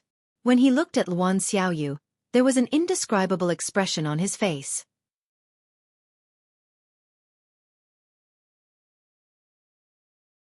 Chapter 959. Big Brother, what are you going to do? Luan Xiaoyu pretended not to understand anything and asked. However, she soon screamed, followed by giggles and shyness. In the blink of an eye, it was the next morning. Yang Chendong got up and exercised as usual. After breakfast, he came to the courtyard and saw the 3 people who were still kneeling. They were Tiger's Mane, Beta Persei, and Yang Si. Get up, with a sigh. Yang Chendong looked at the 3 of them with a somewhat complicated gaze. Young master. The 3 of them raised their heads at the same time and said in a hoarse voice. I know what you want to say. 6th Madam has already taken care of the matter. It won't be long before Yang Lu is released. However, he can't be the logistics division commander anymore. Nor can he stay here in the first city. Let him go to the southern Ming Empire to collect intelligence. Yang Chendong, who made the final decision, announced his decision in front of the 3 of them. No matter what, Yang Lu was still someone close to him and everyone knew this fact. If something really happened to him, it was inevitable that some people with ulterior motives would think too much. This would be detrimental to the stability and unity of Xianxia. For the sake of the overall situation, Yang Lu could not die. However, although he could be spared from death, he could not be forgiven. It was necessary to arrange for him to leave the first city. As for what would happen after he went to the southern Ming Empire, it would all depend on his personal ability. Thank you, young master. When the 3 of them heard the result they wanted, they kowtowed to Yang Chendong again to express their sincere gratitude. Don't thank me. Yang Lu is your brother and also my brother. However, we are brothers. If he does something wrong, he will be punished. No one is an exception on this point. Yang Chendong shook his head and did not accept their gratitude. This sentence made the 3 of them look embarrassed. This time, Yang Lu was purely courting death. He could not blame others. Since he did something wrong and someone came to investigate, he should take the initiative to admit his mistake and actively cooperate. However, not only did he not repent, but he also sent people to threaten the personnel handling the case. Was this not an additional crime? Fortunately, the young master was a sentimental person and gave him a way out in the end. As for sending Xianxia to the southern Ming Empire, the three brothers did not have any objections. With the current strength of Xianxia, no matter where he went, his influence was not small. Although the southern Ming Empire belonged to the rear of the enemy, they did not have a falling out with Xianxia. As long as he was willing to work hard, he might be able to make a great contribution and return to the forefront. This was also a good way to train himself. The three brothers all agreed with Yang Chendong's decision. In the following time, Yang Chendong first asked Xianxia about the construction of North Desert City. When he found out that the outer city was already built, the development of the inner city was also proceeding according to plan, and the city lord Mao Xiang had also entered his role and was doing everything, he transferred Xianxia back and let him take over the position of the Logistics Division Commander. Xianxia, the task of the Logistics Division Commander is very important and involves many things. After you take over this heavy responsibility, you must do it well and strive for a better performance. Let others see that you family retainers are very capable and can also be given heavy responsibilities. Yes, young master. Please rest assured. What happened to Yang Lu will definitely not happen to me. I will definitely not embarrass you. Xianxia vowed solemnly and said from the bottom of his heart at the same time. A young family retainer had already died in this position full of benefits. He definitely could not allow the same thing to happen a second time. Okay, I believe you. And Tiger's man, the training of the new army still needs to be strengthened. I have emphasized more than once that we need elite soldiers, not quantity. As for those who joined the army because of connections or because of old age, if they are not suitable, we must be ruthless and replace them. As for the problem of manpower, there is even less to worry about. We can replenish them from the logistics division at any time. In short, the new army must be prepared to go to the front lines at any time and must win. Yes, young master. In fact, we have always been doing this. The logistics division has about 20,000 soldiers on standby. Usually, they work in the fields and carry out military training. Once they need people, they will enthusiastically participate. After all, no army is better than our 5-star army in terms of treatment. There is never a need to worry about their enthusiasm. Tiger's man nodded heavily. He almost used his head to guarantee that the new army was an army that could be brought out at any time and that could win any battle at any time. Yes, good treatment and high pay are the reasons why these people are willing to join the army.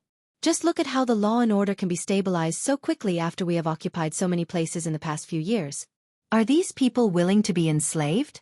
Don't they have a sense of belonging to their nation? No, it is because we can bring them a better life. We can bring them the life that they have always wanted. After the country is occupied, their lives are better than before. They can choose to work in the fields, to do business, and to work in the factories to earn money. They don't need to live like before with no goals and no hope in their lives. This is everything that we have brought to them and also the reason why they chose us. But do you know that the appearance of a big corruption will change the world's impression of us?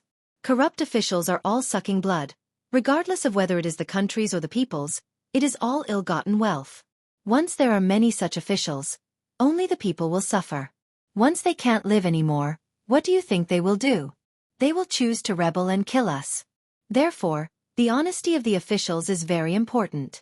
They represent not only themselves but also a force in a powerful country. This time, Yang Chendong said a lot of things in front of the three of them for the first time. It could be said that he was inspired by Yang Lu's matter. After saying this, Yang Chendong seemed to be a little dispirited. He waved his hand and said, "Well, Yang Lu should be released now.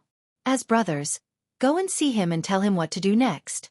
By the way, tell him that as long as he is willing to work hard and make achievements, I will see him again one day. If he continues to sink, then let's look at each other in the martial arts world." Yang Chendong made a break between himself and his servant, Yang Lu. On the other side, Luan Xiaoyu went out in the morning and found Wu Wei, who was staying in the guest house of the beginning city. The matter of the servant, Yang Lu, had been investigated. Wu Wei had relieved himself of the heavy responsibility. The next step was to wait for the results. Taking advantage of this time, he walked around the beginning city and checked the anti-corruption branch in the city. Once again, he talked about the importance of anti-corruption in front of his subordinates. When he woke up this morning, he originally wanted to go to the supervision branch in the city. Yesterday, they invited him to give a speech. The supervision and anti-corruption departments seemed to be independent, but they were inextricably linked in many things. He must give them face. However, Luan Xiaoyu came, and all the plans had to be changed. In a bright room in the guest house, Luan Xiaoyu dismissed everyone and met Wu Wei alone. Vice Minister Wu, please take a seat. Luan Xiaoyu imitated Yang Chendong's appearance. While fiddling with the tea ceremony, she looked at Wu Wei, who entered the room with a smile on her face. I don't dare. It's good to stand like this, Wu Wei said with some fear and trepidation. Although Luan Xiaoyu was more than enough to be his daughter in terms of age, she was the sixth madam. With this point there was a difference in seniority. Luan Xiaoyu did not force him. She specially fiddled with the tea ceremony. After a while, cups of new tea were poured out. Then, she took out a cup and pushed it in front of Wu Wei, indicating that he could drink it. In the face of all this, Wu Wei expressed his gratitude and drank the tea in one gulp. However, as soon as the tea entered his mouth, he almost spat it out again. Everything was because of Luan Xiaoyu's next sentence. Vice Minister Wu, this cup of tea is my apology. He knew that the tea was not good, but he did not expect it to be so bad. Wu Wei's face was very ugly for a while. However, Luan Xiaoyu did not look at him. She just continued to fiddle with the tea set and said, You have worked hard on the matter of servant Yang Lu. I only knew about this matter last night. If I knew a little earlier, I'm afraid you wouldn't have to work so hard. What does madam mean? I don't understand. Wu Wei felt that there was a hidden meaning in her words. He was puzzled. In fact, it's nothing. Servant Yang Lu's work was arranged by me. Well, as you can see, the residence of the Yang family in the first city has just been renovated and expanded. The construction requires money. Now, there are many places where the finance of the first city needs to invest money. Naturally, it's not good to take money from them for private matters like this. So, I made the decision and asked the servant, Yang Lu, to get the money. That's why these things happened. Haha, I've made a fool of myself in front of Chief Wu. Luan Xiaoyu spoke softly as if she was talking about an extremely ordinary small matter. She was neither anxious nor slow. Wu Wei's body trembled when he heard these words. His eyes narrowed slightly at first, but they soon widened again. He knew that it was basically impossible to punish the servant of the sixth young master. When they came, Minister Wu Qian had said that the purpose of this visit was not to punish servant Yang Lu. In fact, no matter how sufficient the evidence was, if the sixth young master did not agree, it would be useless. Therefore, their task was not to punish anyone, but to find out the corruption. As for how to deal with the matter, the power had to be completely handed over. Now it seemed that the sixth young master wanted to protect someone. As for the words of the sixth madam, Luan Xiaoyu, it was just an excuse. No one would take it seriously. But no matter what, since she had given an explanation, it was equivalent to giving an explanation. The matter should be over now. Although Wu Wei was a little straightforward and was even very principled, it did not mean that he was brainless. The sixth madam had personally stood out. If he still said that he could not do it, not only would it be useless, but he was afraid that he would not be able to keep his position or even his brain.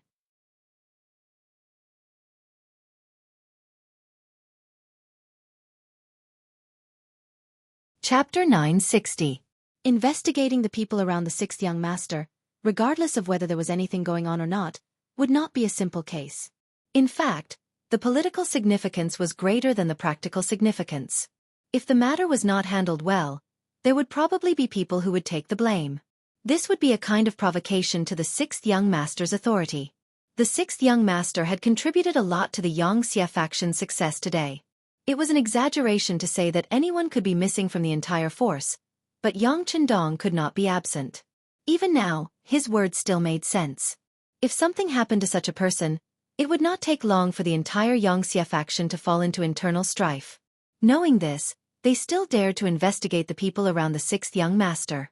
It was not that the anti-corruption department and the supervision department wanted to cause internal strife, but it was their duty. They even had a kind of worry. If they did not investigate the sixth young master, would it make the sixth young master think that they had no principles and were incompetent? Therefore, this matter had to be investigated. However, how to investigate and to what extent were the difficulties? Fortunately, Wu Wei had a good grasp of the situation. The sixth young master already knew everything.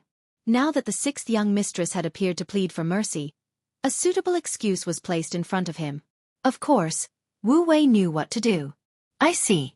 Then I was too nosy. Showing an expression of sudden realization, Wu Wei cooperated with Luan Xiaoyu's acting very well. Luan Xiaoyu also felt relieved when she saw Wu Wei's attitude. The other party's compromise was enough to prove one thing. That was, the anti-corruption department did not have the intention to target Big Brother. They were just doing their job. Even so, what should be praised should be praised. That's right. This time, we've outsmarted ourselves. If I knew this would happen, I would have told the matter in advance. It wouldn't have been so troublesome. Of course, through this matter, it can be seen that the anti-corruption department and the supervision department's performance is very satisfactory. I believe that the sixth young master will also know. Luan Xiaoyu said with a smile. This was tantamount to settling the matter. The matter of the servant Yang Lu ended just like that. Your performance has been praised by the sixth young master. As for what to do next, it was none of other people's business. Wu Wei knew that the conversation had come to an end at this point. He tactfully cupped his fist and said goodbye. Sixth young mistress, this time, I have been out for a long time. I want to leave with the next carriage to report back. Very well. A sincere smile bloomed on Luan Xiaoyu's face once again. She then waved her hand and Wu Wei retreated out of the door. With the appearance of Luan Xiaoyu, she found a suitable excuse to suppress the matter of the servant Yang Lu. At this time, Yang Lu was also young mistresses and was being reprimanded and educated by the young mistress. Although Yang Lu's life was saved, he had done something wrong. If he couldn't mentally recognize his mistakes, who knew if he would make the same mistake next time? For this reason, Tiger's Man and the other two talked to him earnestly for a full 4 hours. In the end, Yang Lu kept thanking the three brothers and admitted that he was indeed wrong. Only then did the matter come to an end. Old Six, the young master still has feelings for you and is full of hope. However, you have done something wrong, so this time when you go to the southern Ming kingdom, you should perform well. They've sent assassins to deal with young master several times. This time you can go and investigate these things properly. With third brother, the director of the security bureau, you can rest assured and do what you want. Hu Mang acted like a big brother and said in a lecturing tone. Yes. Thank you Tiger's Man for your concern. I know what to do. Yang Lu's face still had the joy of surviving a disaster. Yang Lu was safe and was only punished to work in the southern Ming kingdom. This was already a good result. At the very least, Hu Mang, Yang Er, and Yang Si were very satisfied. However, they had neglected one thing, and that was that it was easier to change mountains and rivers than to change a person's nature. No matter what, Yang Lu used to be an independent figure. Since coming to the first city for 2 years, no matter where he was the one teaching others a lesson. This made him accustomed to being high and mighty. This time, he was taught a lesson by others, even if it was his 3 brothers. However, it was impossible to say that he was not angry at all. Yang Lu, who was angry, returned to his courtyard and saw the loyal butler, Yang Ing. After seeing that his master was safe and sound, he knelt on the ground and said excitedly, "Master, you're back. Are you okay?" "Kind of. However, I can't stay here anymore. The young master arranged for me to go to the southern Ming kingdom to collect intelligence." Yang Lu said with a hint of unhappiness in his tone. "Go to the southern Ming kingdom? Why? That's the enemy's rear and it's dangerous. Could it be that the 6th young master wants to use this opportunity to punish you? By the way, master, did the 6th young master tell you this?" Yang Ing was nearly 50 years old, so he naturally had more thoughts when he encountered things. "No. From the beginning to the end, young master has never seen me." Yang Lu shook his head sadly when he said this. Although he was a little afraid of seeing the young master, he still wanted to see him, even if it was just to scold him to vent his anger. "No wonder he hasn't seen you. It seems that the sixth young master really wants to abandon you this time. Yang Ying seemed to be emotional, but there was more or less a hidden meaning in his words. However, no one knew that Yang Ying, who had been following Yang Lu in the capital of Baiming, was actually a spy for Baiming, directly under the command of Chief Eunuch Jin Ing. No one knew of this relationship except the two of them. If there was a problem, he would report it directly and would not let anyone else know. This made it so that not even the security bureau could discover Yang Ying's identity. He had been lurking at Yang Lu's side precisely so that he could one day instigate a rebellion and use him. In order to achieve this goal, Yang Ying had gone to great lengths to not show any signs of abnormality, so Yang Lu had never been on guard against him. One could even say that Yang Lu's greed had become a habit under Yang Ying's influence. If Yang Lu had always been at the peak of his life, Yang Ying's persuasion would have been pointless, and he might even have exposed his own identity. But now, Yang Lu had fallen to the lowest point of his life, and Yang Ying knew that his chance had appeared. As long as he put his mind to it, instigating a rebellion was just a matter of time. What abandon? Don't speak nonsense. Yang Lu's eyes suddenly widened, and then he hurriedly looked around. When he was sure that no one was paying attention to him, he breathed a sigh of relief. Then a trace of unhappiness appeared on his face as he said, "All right, pack up. We're leaving for the Southern Ming Empire." "Yes, Master." Yang Ying nodded in agreement and led a group of servants to make preparations. Without anyone else, Yang Lu's eyes were not as calm as they appeared. Yang Ying's words were still echoing in his ears, and he could not help but wonder if the young master had really given up on him. 1455 AD. For the Xianxia faction, it was a relatively peaceful year.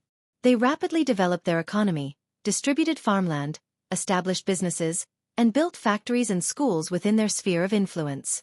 They were responsible for reforming the hearts of the people and laying down a foundation. Everything was in preparation for the next campaign. In contrast, Baiming and the Southern Ming Empire, which had been quiet for 6 years, were extremely busy. The Southern Ming Emperor, Zhu Qizhen, was busy attacking the self-proclaimed Little Southern Ming Emperor, Zhu Huichen's faction with Yunnan's Xiping Wang. They had already achieved some results and had established a certain advantage on the battlefield. Baiming's substitute emperor, Zhu Qiyu, sent out 2 armies of 400,000 to attack the Walla Yeshen's faction. They had also achieved some progress, especially the Xian Mansion's army, Shi Wanshan's faction. From Tulu City, they went all the way down to the Yellow River.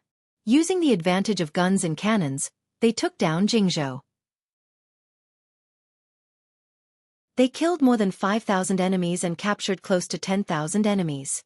Shi Wanshan's achievement had stimulated the Datong army's Yang Hong. Similarly, in order to gain merit, he also led his army into Hatao, wanting to have a decisive battle with the Walla leader, Yes Hen. They crossed the Helan Mountains and surrounded Disordered Well City, preparing to use this method to lure the Walla's main force out. The plan was very good, and they had indeed surrounded Disordered Well City. When the news reached Baiming's capital, the substitute emperor, Zhu Qiyu, was extremely excited. In his view, as long as he could defeat the Walla's Yes Hen, it would be enough to prove that he was stronger than his brother. This was because Ingzong had lost to Yes Hen in the Tumu fortress. If not for the Duke of Loyalty's timely intervention, he might not have survived. Thinking about the Duke of Loyalty, Zhu Qiyu could not help but feel angry. This Yang Chendong, who had the title of Duke of Great Ming, was actually a person with the ambition of a wolf. Sooner or later, he would become a huge problem for him. Although both sides were cooperating now, it was only because of the situation. He had already thought it through. Once he defeated Yes Hen and conquered Southern Ming, it would be time for him to make a move on the Duke of Loyalty. He believed that under the power of the entire country, the Duke of Loyalty who only occupied some remote territories would not be his opponent. Looking ahead, in order to commend the contributions of Shi Wanshan and Yang Hong, he took out 200,000 taels of silver from the already stretched state treasury to reward the 3 armies. He wanted to use the silver to motivate his soldiers, so that they would be more courageous in future battles. Zhu Qiyu's idea was good, but he underestimated the greed of his subordinates. Whether it was the landowning households or the eunuch households, especially the latter, they did not have many relatives in the world. In their eyes, all kinship and feelings were not reliable, only money was real.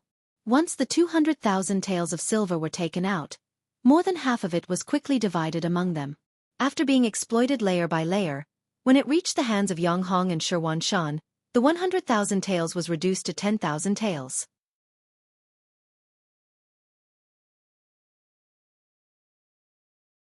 Chapter 961. It had shrunk by 9/10. When the silver arrived, the two commanders were worried sick.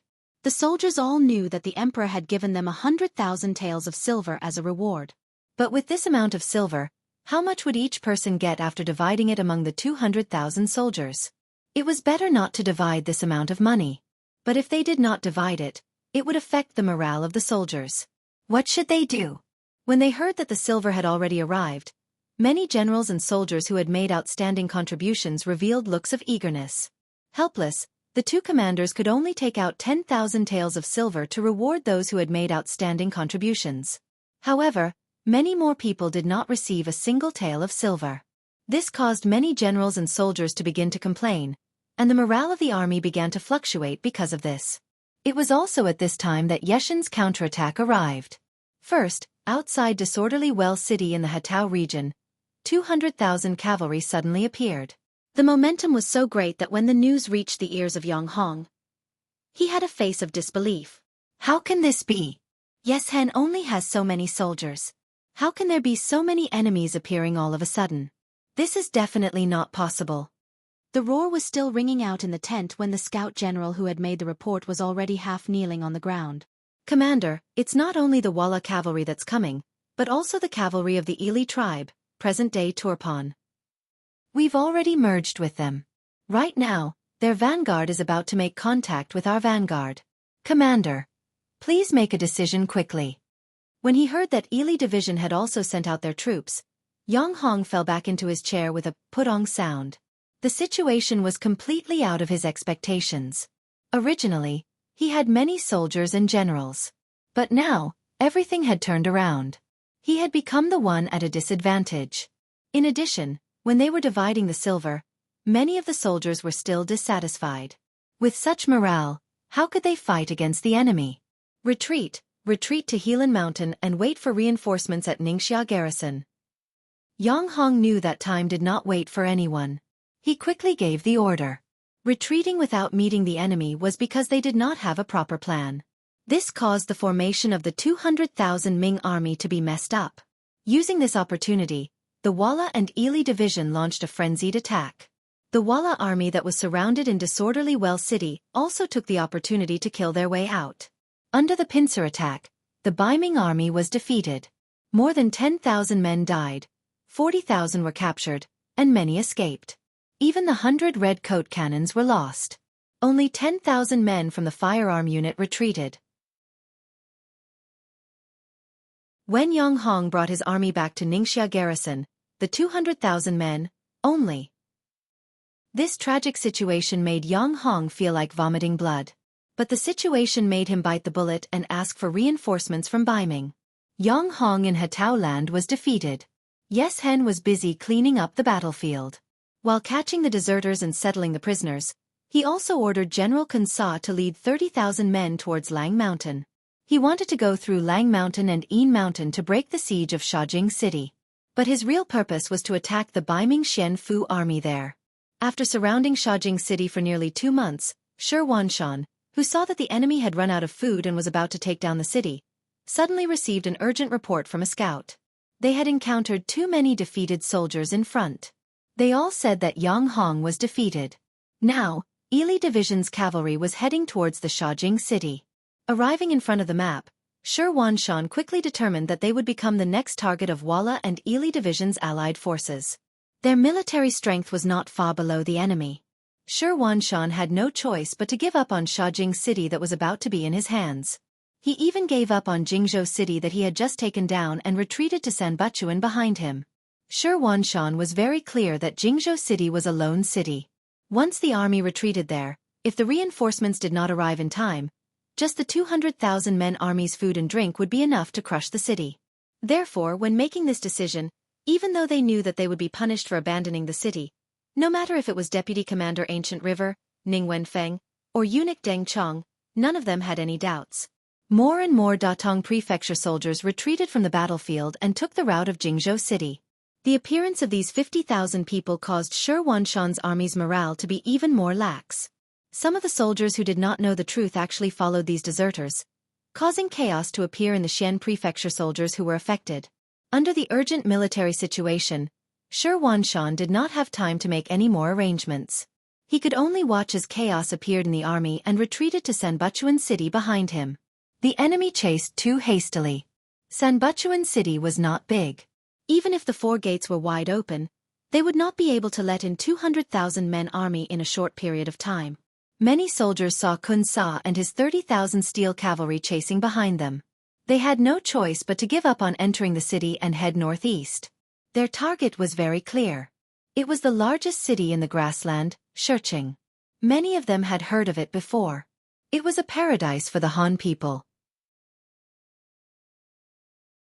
As long as they went there, they could earn a lot of money and protect their own safety. 50,000 Datong deserters and 10,000 Xian Manor deserters who were affected. A total of 60,000 people were madly marching toward the first city. With such a huge commotion, the scouting troop naturally reported the news to Yang Qindong at the first possible moment and reported it to him. Haha, 60,000 young and able-bodied men. This is good stuff. Take them all. It would be a waste not to take advantage of a free opportunity. Yang Qindong would never give up such an opportunity. He ordered the logistics division to open a shelter between Mount Saihan and Tulu City.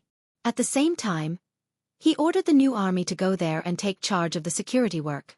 In addition to preventing these 60,000 deserters from causing trouble, there was another more important purpose. It was to prevent the cavalry from charging in. General Kun Sa chased all the way here. Other than picking up some weapons and supplies left behind by the Beiming soldiers on the way, he only captured 1,000 deserters. This made him very unhappy. When the army arrived at Sambuloquan, they saw that it was already heavily guarded. After seeing that the city tower was full of Beiming soldiers, Kun Sa, who did not bring any siege weapons, gave up on taking over the city. Instead, he continued to head north. He had his eyes on the 60,000 deserters. If he could intercept all of them and use them for his own purposes, it would be a great victory. Both sides had the same goal. The 5-star army and the Beiming forces met on the grassland at the same time. Hundreds of shelters had been built. The Beiming soldiers who escaped here could finally put down their worries. One by one, they lined up and entered to register in an orderly manner.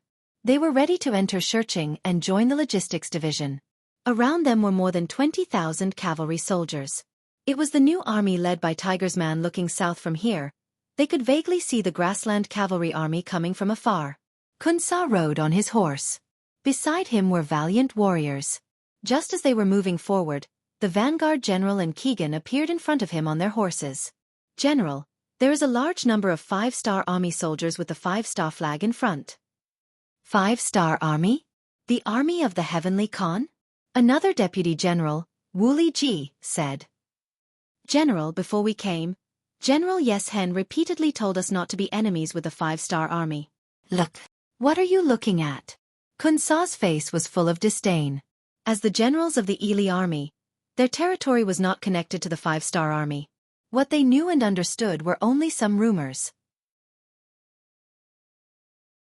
Although this loyal duke of the Ming dynasty had many titles, such as the Heavenly Khan, the God of War, the Messenger of the Tengri Heaven, and so on, Kun Sa did not care about any of these.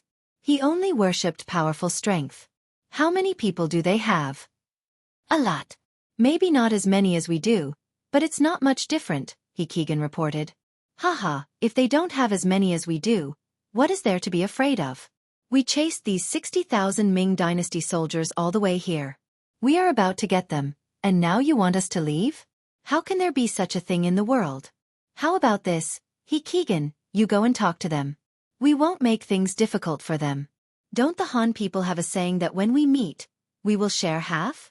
Since that's the case, let them give us 30,000 prisoners and we will withdraw. Negotiate? But what if they don't agree? Keegan did not think that the other party would listen to him at this time. After all, no one would easily agree to take out the fat meat in their mouth. Don't agree? Then not only do we want these 60,000 people, we also want these 5-star army soldiers as captives. We also want to take them to the Shi city behind him. I heard that it is the largest city in the grassland. Hee, I really want to see it, Kunsa said heroically. In the past, the Tatar tribe was suppressed by the great Khan of Tuachuo, so it was difficult for the Ili army to get their hands on this place. However, it was different now. Tuachuo was dead, and the Tatar forces had fallen apart. They also had a relationship with Yes Hen. Now, there was no one who could suppress them.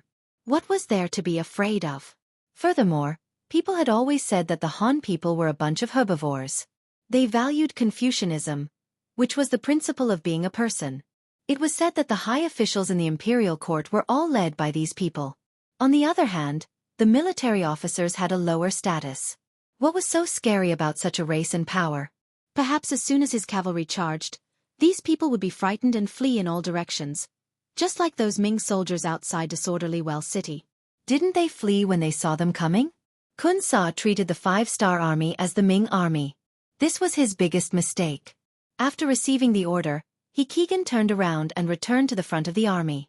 Then, he led 50 cavalrymen and went straight to the camp of the new army. 3 miles in front of the camp, they were surrounded by hundreds of cavalrymen of the reconnaissance group. The commander, Ding Shan, rode on a maroon horse and appeared in front of Keegan at a steady pace, blocking the cavalrymen's path.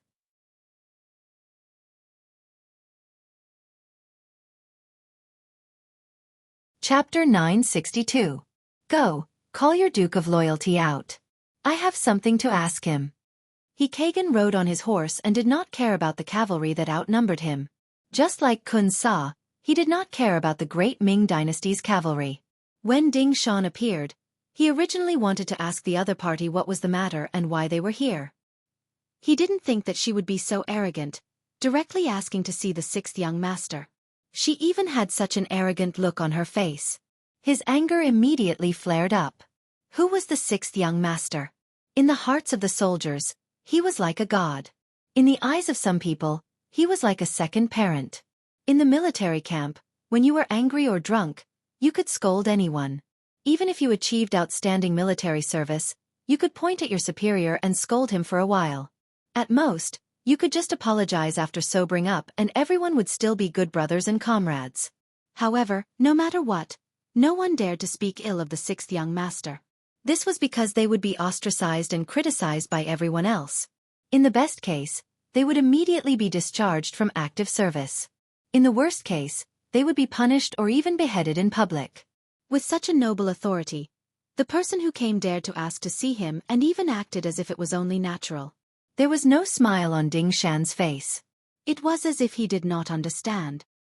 He asked again, "You want to see the Duke of Loyalty?" "That's right." Keegan nodded, still with his nose in the air. "Okay, then I'll take you to see him." Ding Shan nodded. Although it was said that envoys were not killed when 2 armies fought, these people actually looked down on the 6th young master. This was equivalent to insulting all the soldiers of the 5-star army. This was a threshold that could not be crossed. When he heard that Ding Shan would take him to see the Duke of Loyalty, Keegan immediately calmed down. He knew that as long as he showed his ruthless side, these Han cavalry would not dare to disobey. Well, the facts proved his conjecture. However, he did not know that his guess was not even half correct. Because in the next second, Ding Shan taught him how to be a person. He raised his right hand up high and then brought it down abruptly. "Tie them all up," he said. Even though some of the cavalrymen were prepared to resist, their resistance was futile in the face of the scouts who outnumbered them by several times. In Xianxia's army, the strongest was naturally the Lang Feng, followed by the cavalry. The 1st Cavalry Division was even more powerful than the Cold Vanguard. In fact, when they weren't involved in sieges, they were even more powerful than the Cold Vanguard. However, there was another force that was also very strong, and that was the reconnaissance force. Being able to become a scout, especially a qualified cavalry scout, meant that they were 1 in 100. Whether it was their skills, horsemanship, or adaptability, they were all outstanding warriors. When such a group of people formed into a large scale, one could imagine how powerful such an army would be. Perhaps they were not as good as the world's #1 cavalry division, but they were definitely not too far off. Asking them to deal with the ordinary cavalry of Ili could only be described as using a butcher's knife to kill a chicken. Keegan was the most pitiful. Just a moment ago, he was still arrogant and looked down on everyone. In the next moment, Ding Shan whipped him. The strong inertia coupled with the fact that he was not prepared made him fall off his horse. Following that was a series of punches and kicks. When he looked up again, his entire body was tied up with ropes and he was a captive. Not only him, but the 50 cavalrymen he brought with him were also captives. Some of the cavalrymen who resisted fiercely had a few knife wounds on their bodies. Blood dripped down mercilessly. There's no need to bandage them. That would be a waste of our resources. Send them back to the headquarters of the First Army. Ding Shan revealed a fierce gaze and gave the order. If it was any other time, he would not treat the enemy's messenger like this. After all, on the battlefield, there were always rules to follow. But today, Kagan spoke so rudely that there was no need for him to be polite anymore. Even if he were to go to the headquarters, no one would be able to say anything wrong. In fact, they might even praise him instead. In the headquarters, Commander Tiger Mane and Deputy Commander Shi Bi were looking at the sand table in front of them. They were making plans for the aftermath of the emergency when they heard a soldier report that Commander Ding Shan of the reconnaissance team had arrived. Accompanying him were 50 Ely cavalry captives. Captives? I don't think we ordered a battle. Commander Tiger Mane was puzzled. Then he shook his head. This Ding Shan, did he kidnap the enemy's messenger? That's against the rules. Haha, Commander. Perhaps there's something else. Let's talk about it when we meet them. Vice Commander Shi Bi also smiled. Based on his understanding of Ding Shan, this person was a smooth and slick character who rarely acted impulsively. But then again, an impulsive person would never become the commander of the reconnaissance team. Then let's call them in. Tiger Mane thought about it and decided to meet with Ding Shan first. Soon, Ding Shan entered the tent, carrying Kagan, who was tied up tightly behind his back. As soon as he came in, he threw him to the ground, causing him to fall flat on his face. Then, he saluted Hu Mang and Shi Bi. Commander, Deputy Commander. This person wanted to negotiate with us, but he spoke rudely. I brought him here. What's going on? Tiger Mane's face darkened. After all, they were messengers. If there was no good reason to treat them like this, it would be unreasonable. It's like this. Ding Shan knew that he had to explain the situation clearly. Otherwise, he would be in the wrong. Therefore, he repeated what he had said to Kagan. As soon as Ding Shan finished speaking, a large foot suddenly kicked over, leaving a mark on Kagan's face. Blood flowed out from the corner of his mouth. Perhaps it was because he used too much force. Even his snot and saliva flowed out. Needless to say, it was Tiger Mane who kicked Kagan. How dare he disrespect the young master? Just based on this, it would not be too much to kill him. Clang. Another kick was sent out. This time, it was Shi Bi who did it. After being used by Yang Chendong for so long, he had always wanted to repay him. But now, someone dared to look down on the sixth young master. Based on this, if he did not kick Kagan, he would not be able to vent his anger. Kagan, who had been brought into the tent, thought that he had found a place to seek justice. However, he did not expect to be kicked twice in a row. The kicks were not light either. He could feel the pain on his face, but because his mouth was gagged, he could not say anything. Deputy Commander, I don't think there's any need to hesitate. Let's just attack. Tiger Mane said as if he had not vented his anger after kicking Kagan. I think so. And once we attack, we must injure them severely. This person should be of some use. Shi Bi looked at Kagan, who was lying on the ground with a face full of grievances. His eyes revealed a terrifying smile. Kagan was unlucky. He had only said one disrespectful sentence and he was ruthlessly beaten up. What made him even more confused was that when the 3 Han people looked at him, they all revealed expressions of interest. Because he didn't understand Chinese, he couldn't understand what they were thinking and what they were talking about. He could only feel that there was a deeper meaning in their gazes, and he couldn't help but feel his chrysanthemum tighten. Kagan thought too much. No one was interested in him. They were only interested in his identity and had nothing to do with his body. Then, he was brought out of the tent and his nose was cut. In the 5-star Army's military rules, this was no different from a dead person. He thought that this was a punishment from the enemy and that he was destined to die. But once again, things went beyond Kagan's expectations. He was let go just like that. Along with him were 50 cavalrymen. But 3 of them had already become corpses due to excessive bleeding. Their horses and sabers were returned to them. Then they were let go just like that. As if to humiliate him, Hikagan was forced to walk around the new army camp so that every soldier could see his miserable state. Knowing that he was being humiliated, Hikagan's eyes were filled with tears, but his gaze was resolute. This was because he was using this method to observe the 5-star army's camp. Needless to say, he gained quite a lot. For example, he saw many soldiers eating and drinking together. Some even fell asleep in the open space of the camp. But in the face of all this, no one cared. Just you wait. With such lax military discipline, you will not be a match for our 30,000 cavalrymen. I will definitely take revenge for this humiliation. Hikagan thought hatefully in his heart. After a round of running around the barracks, it was already afternoon. He and Keegan were released. Once he was a mile away from the 5-star army's reconnaissance team, Hikagan spurred his horse and rushed back to his own camp. There was only one thing left in his heart: revenge. In the Ili camp, Kun Sa was waiting for news. When he arrived, he saw Hikagan with blood on his face. After taking off his black scarf, he looked terrifying. When he saw him, Kun Sa immediately asked, "Who are you?" Just this one sentence made Hikagan cry. "General, look carefully. I am your vanguard, Hikagan." "Ah, you are Hikagan. How did you end up like this?" Kun Sa was puzzled. He really could not understand. Hikagan was fine when he went out. How did he come back with a face covered in blood? He could not even recognize him. At that moment, Hikagan told Kun Sa everything that had happened to him. Of course, he did not exaggerate. In short, the 5-star army was too arrogant.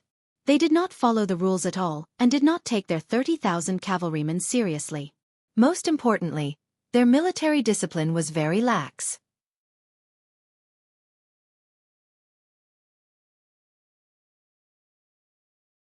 Chapter 963. Lack of discipline? How do you know that? Kun Sa caught the main point. They wanted to humiliate me. After cutting off my nose, they walked around the camp. What they didn't know was that I saw their true colors. Oh, some of the soldiers were eating and drinking. Some of them were sleeping in broad daylight. They didn't look like an army that was good at war. "General, as long as you give me 5,000 cavalrymen, I will be able to break their morale with a single charge. I will be able to defeat them and make them flee in all directions," Hikagan said confidently. "Good, good." Kun Sa laughed when he finally heard some useful information. He had never believed that the Han cavalry would be so powerful. In his eyes, the reason why they said that was because they did not want him to be the first one to gain merit. That was why they said that, to scare him. Now that Hikagan saw it with his own eyes, he believed in his own judgment even more. The sky was getting dark, and it was just past the 15th day of the month. The moon was bright, and he had the idea of sneaking into the camp. "I order." Kun Sa's confident voice came from the tent. In the camp of the new army, Tiger's Man and Shibi had come up with 2 battle plans. They gathered all the officers above the regimental level and announced their orders. Finally, there was a big battle to fight. All the officers were very excited. It had been 2 years since they eliminated Fan Yuhai and unified the Mongolian tribes in the north of the Gobi Desert. During this period of time, they had been constantly training their troops and were itching for a fight. Now that they finally had a chance to show off their skills, none of them wanted to give it up. Everyone took the initiative to be the main attacker. 30,000 cavalrymen. There's no need to fight. Everyone will have meat to eat. But I'll say this first. If anyone dares to retreat during a battle, they'll only be fit to be the reserve team the next time there's a mission. Tiger's Man glanced at every officer in the meeting. There was a warning and reminder in his eyes. "Don't worry, Commander. This is our new army's chance to shine again. We won't let you down." "That's right. If our light cavalry regiment drop the chain and let them escape, then you can take my head as the regiment commander. If I can't break through the enemy's battle formation in the first charge, I don't want my head anymore." All the officers spoke one by one, made their stand, and even made military orders. Tiger's Mane nodded excitedly. "All right, I'll remember what you've said. Please remember that military law is merciless. If there's a problem, You'll have to be prepared to be punished by military law. Tiger's Mane couldn't be blamed for being so careful. There hadn't been any major battles in the past 2 years, and many of the new soldiers in the army hadn't really seen blood.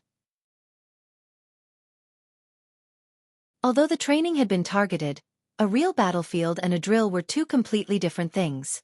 Any underestimation of the enemy could cause irreparable losses. In order to eliminate the enemy, she and the military staff made a total of 2 plans. The first plan was that if the enemy attacked the camp at night, they would beat them at their own game. The second plan was that if the enemy didn't attack the camp, they would charge at dawn. That was when the enemy's defense was at its weakest. The night came as expected. The moon hung high in the sky, shining down on the grassland. It allowed Li to see the army clearly from afar. At the same time, their movements were perfectly captured by the scouts. They're here. They're really moving out. After the scouts reported the news to the military, Tiger's man rubbed his hands in excitement.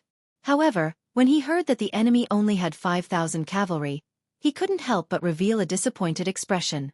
They only sent so few troops? It's not enough. Haha, Commander. Don't worry. They're obviously looking down on us. Since that's the case, we just need to advance to the second plan.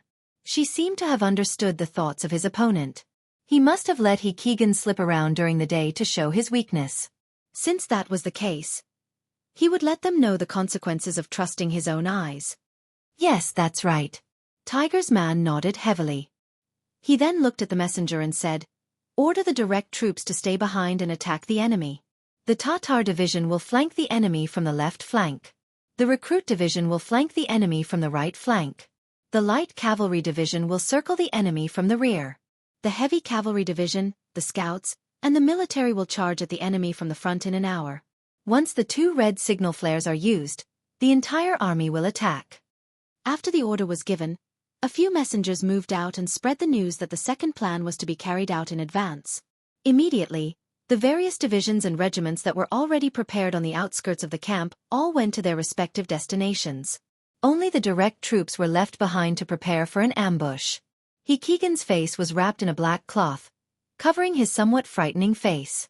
He led 5,000 cavalry and charged straight at the enemy.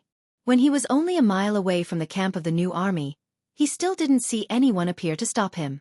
He only saw a few 5-star army soldiers that were in charge of night patrol running around. He couldn't help but let out a victorious smile. Everything was as he had expected. The new army was just for show. He didn't think that they would dare to attack at night. Since that was the case, he would kill to his heart's content and take revenge for what happened during the day. All of you charge. It's time to kill the enemy. He raised his saber high and laughed heartily with Kagan. He followed the first echelon into the barracks of the new army. Then, he bent his body slightly and chopped at the curtain of a tent. He forcefully tore a hole nearly 10 feet wide in it. However, the expected scene of the enemy sleeping soundly or panicking didn't appear. With the help of the bonfire in the camp, they saw an empty tent. Not to mention a single person, there wasn't even a blanket to be seen. This was clearly an empty military tent. There was nothing inside. Just from this point alone, it was clear that no one had lived in it. One of the tents was empty. Kagan had a bad feeling about this, but he still continued to cut down a few more tents. Reality told him that there were no opponents in any of the tents, nor were there any items. At this moment, no matter how stupid he was, he knew that this was an empty tent. In other words, he had been tricked. Not good. This is the enemy's trap. Retreat. Seeing that his hopes were dashed, Keegan felt a chill run down his spine. Keegan shouted for the army to retreat. Even if they wanted to retreat now, it was clearly too late. Because right at this moment, countless cavalry suddenly appeared in the darkness around the large tent, each of them holding fiery bows.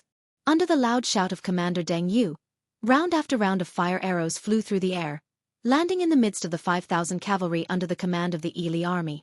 The flaming arrows were like meteors streaking across the sky, landing on the cavalrymen. One by one, the soldiers screamed, howled, fell off their horses, rolled on the ground, or galloped away aimlessly, knocking down their comrades one after another. Under the rain of fire arrows, the 5,000 cavalrymen's formation was thrown into chaos, drowning out He Keegan's order to retreat. All units, charge. Deng Yu pulled out his saber after firing 3 arrows in a row. With a loud shout, he led the charge towards the surrounded cavalrymen. What followed was the sound of thousands of horses galloping from each camp. One side came prepared, while the other side was panicking. One side had high morale, while the other side had no will to fight. This was not a fair battle to begin with. After a few charges, the 5,000 cavalrymen of the Ili army were either dead or injured. The outcome was decided. In the main camp of the Ili army, one could vaguely see the flames of the new army camp a few miles away. Vice General Wu Liji smiled as he reported the good news to General Kun Sa. General, it seems like He Keegan has succeeded. Haha, I've already said that the Han cavalrymen are nothing to be afraid of. Kun Sa laughed as if everything was within his expectations. General, should we do something too? Why don't I bring a group of cavalrymen to support them? After all, there are more than 20,000 enemies. Even if it's to capture prisoners, we'll need help. Wu Liji took the opportunity to say. Obviously, he did not want to see He Keegan take all the glory and steal all the credit. Kun Sa knew what he was thinking. With 5,000 cavalrymen, capturing several times the number of enemies would not be difficult. However, as a general he had to learn to be fair. Otherwise, he would not be able to convince his subordinates. Kun Sa nodded and said, "All right, I'm a little worried about He Keegan. How about this? I'll give you 5,000 cavalrymen. Go and help them." "Thank you, General." Wu Liji placed his right hand on his left chest and bowed. He then turned and strode away. Kun Sa, on the other hand, was humming a tune that only he could understand. He had a contented look on his face. At this time, he could not help but fantasize about his bright future after this meritorious deed. He thought about how Yes Hen had said more than once that the 5-star army was not to be trifled with. However, this time, he had used his actions to give the other party a slap in the face. He wanted to see what else this person had to say this time. Ha! Kun Sa, who was overjoyed, said something that made people smile. "If you don't fight, you won't know that our Ili army's cavalrymen are so powerful." Kun Sa's beautiful dream did not last long. After a quarter of an hour, Wu Liji suddenly returned from the tent. "What's wrong? You haven't set off yet?" Kun Sa was somewhat displeased that he had taken a quarter of an hour to prepare. With this kind of speed, he still wants to take the credit? "General, something bad has happened. Something bad has happened. As soon as I led the army out, we ran into the main force of the 5-star army. Each of them was armed with a 3-meter-long saber and was covered in heavy armor. We were no match for them and lost." Wu Liji's face was filled with anxiety and guilt. You're tuning in to the Wisdom Diary YouTube channel. Don't forget to subscribe and join us on this journey to catch the most captivating stories.